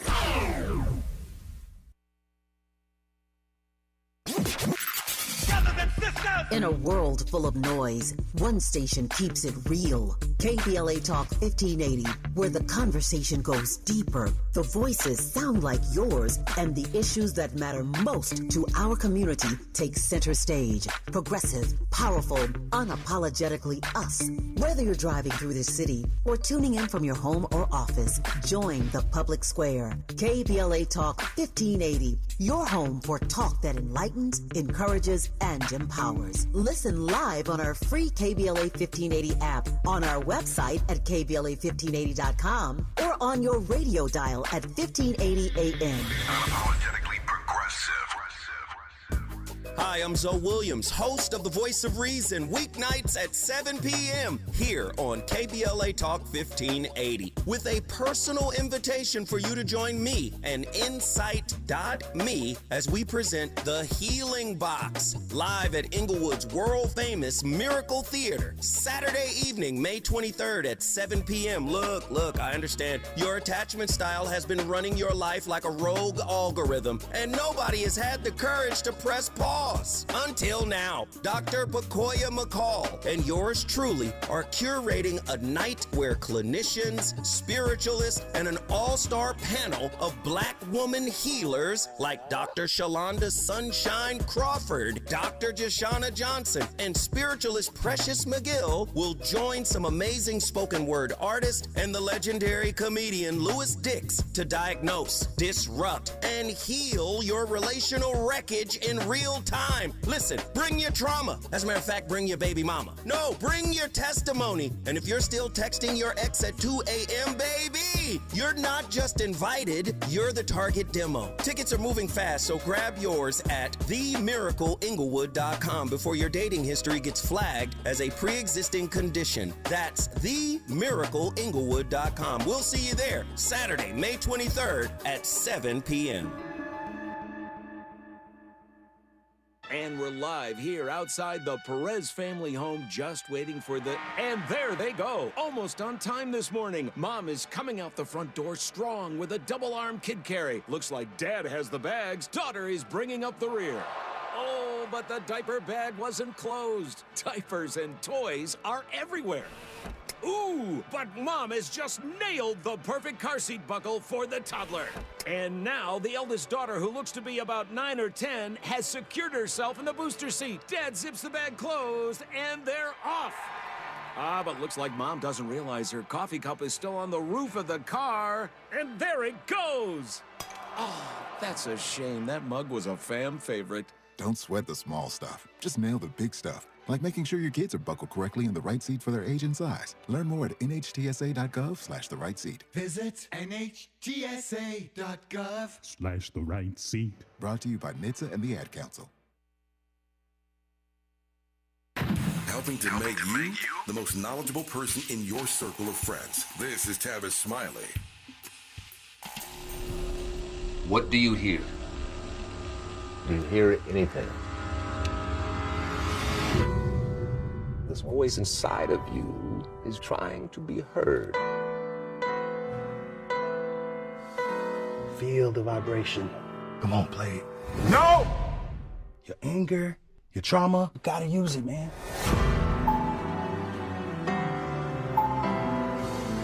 What are you afraid of? Move him to standard treatment. Institutionalization. That's right. I can hear it. It's beautiful. You are the music. Blair Underwood is still as busy as ever. That's a sound from a project called The Listeners. We'll talk about that and two or three other things that he's doing before I let him go at the top of the hour. My time is getting tight. But the book is called A Soldier's Wife, My Mother, the Marvelous Mrs. Marilyn A. Underwood. It is your mother, obviously, Blair, but what do you hope the takeaways are for readers about the life of your mother? I hope the takeaway is that anything is possible, in a nutshell. You know, sometimes the simplest things, the best things in life are free, and the simplest things are the most profound. And to really embrace that notion that no matter how dark it gets, you can get through it. You know, we were talking about that time when it was so dark, when she didn't want to hear about her Heavenly Father. Yeah. But she came out of it. Yeah. And when she came out of it, there was a sense of gratitude. You know, so it was a whole different thing. So I think I want people, when they read this book, to know that this was an exceptional woman who faced societal pushback just because of what she looked like, but also she dealt with emotional and physical and mental pushback later in her life. And ultimately, her physical body failed her, but her spirit prevailed. Yeah. Speaking of gratitude, I'm looking at messages from many of our mutual friends, Blair, right now, who are listening to this conversation. When I was on PBS years ago, I recall at one point I did a show about all of my friends who were born in the same year I was born in. And I had Blair on that show, and I'm looking at friends who are listening right now. By the way, Ren Brown says hello, Blair. Baker Man. Yeah, there you go.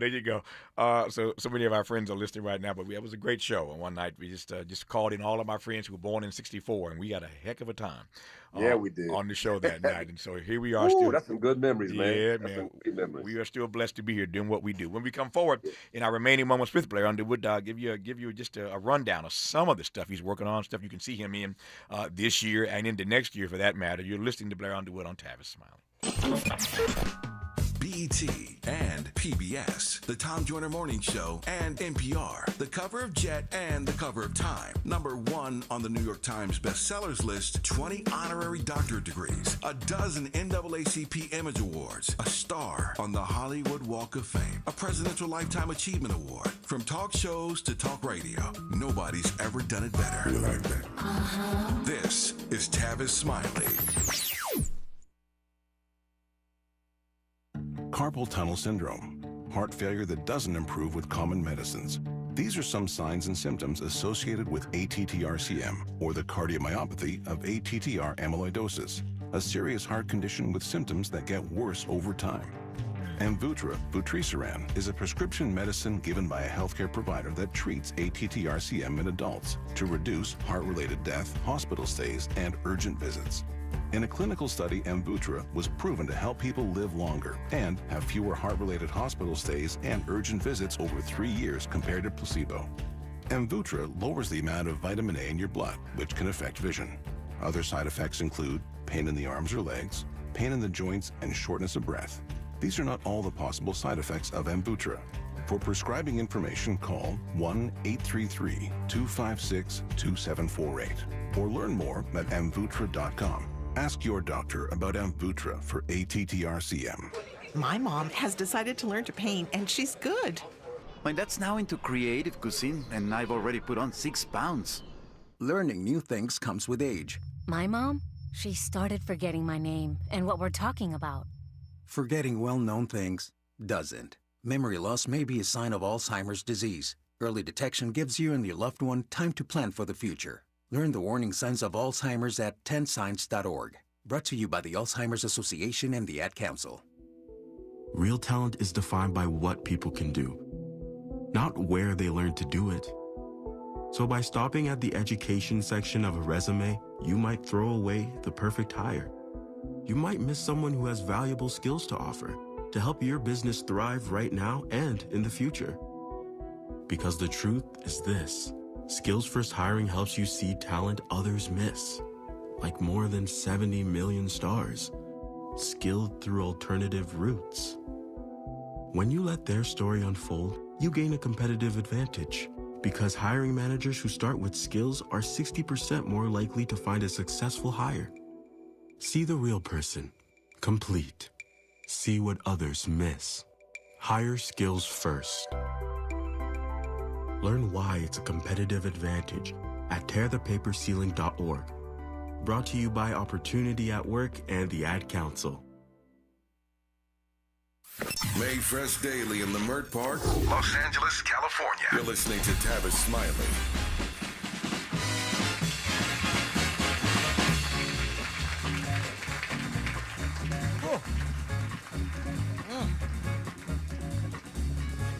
All the moon belongs to everyone. The best things in life, they're free. Stars belong to everyone. They gleam there for you and for me. Flowers in spring, the robins that sing, the sunbeams that shine, they're yours and they're mine. Love can come to everyone. The best things in life, they're free. So Blair Underwood ought to know better than that. He's known me for a long time. You can't throw a great song title at me like The Best Things in Life Are Free and don't think I'm going to go find Sam Cooke and give you some. Give me some more, Miles. Glitter there for you and me. That's what's up. Spring, the robin that sing, sunbeam to shine, all the yours and the mine, y'all. Love can come to everyone. Best things in life, they're free. All of the good things, every one of the better things, the best things in life, they are free.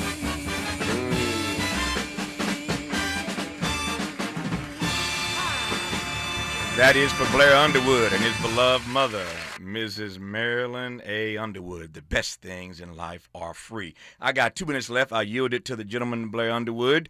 I'm going to mention 3 things, and you say a quick word about all of them. You got so many projects coming up. So number 1, 1 spoon of chocolate. Tell me something. All right, One Spoon of Chocolate hits movie theaters May 1st. It's written, directed by RZA from the Wu-Tang Clan. Oh, yeah. Yeah. Brilliant director, actually. Yeah. It's a nice film about revenge and vigilante justice that we kind of need to see right there about you now. Go. That's in theaters on May 1. I played some sound for you for a project called The Listeners. That's in June of this year. Say something about The Listeners right quick.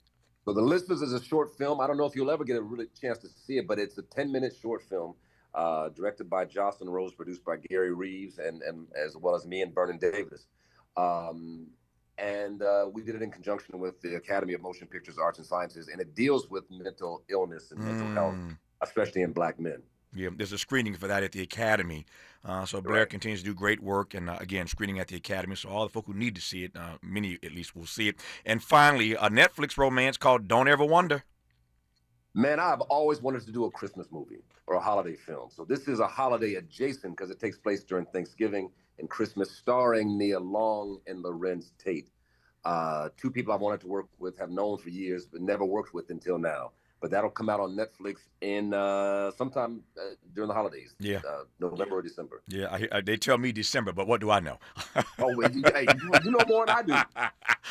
He's a busy guy, busy as ever, but yet he slowed down long enough to give his friend 60 minutes, I should say, and for that I'm grateful. The book is called A Soldier's Wife, My Mother, the Marvelous Mrs. Marilyn A. Underwood. You did good by your mama, Blair, and I thank you for this hour. I love you, man. I appreciate you. Oh, brother, I appreciate you, man. You are masterful of what you do, and it's an honor for me to kind of roll with you. Thank you, sir. Just like that, 3 hours gone. Tomorrow is Friday, so on these stations across America, the best of Tavis, Smiley. Until then, thanks for listening, and as always, keep the faith.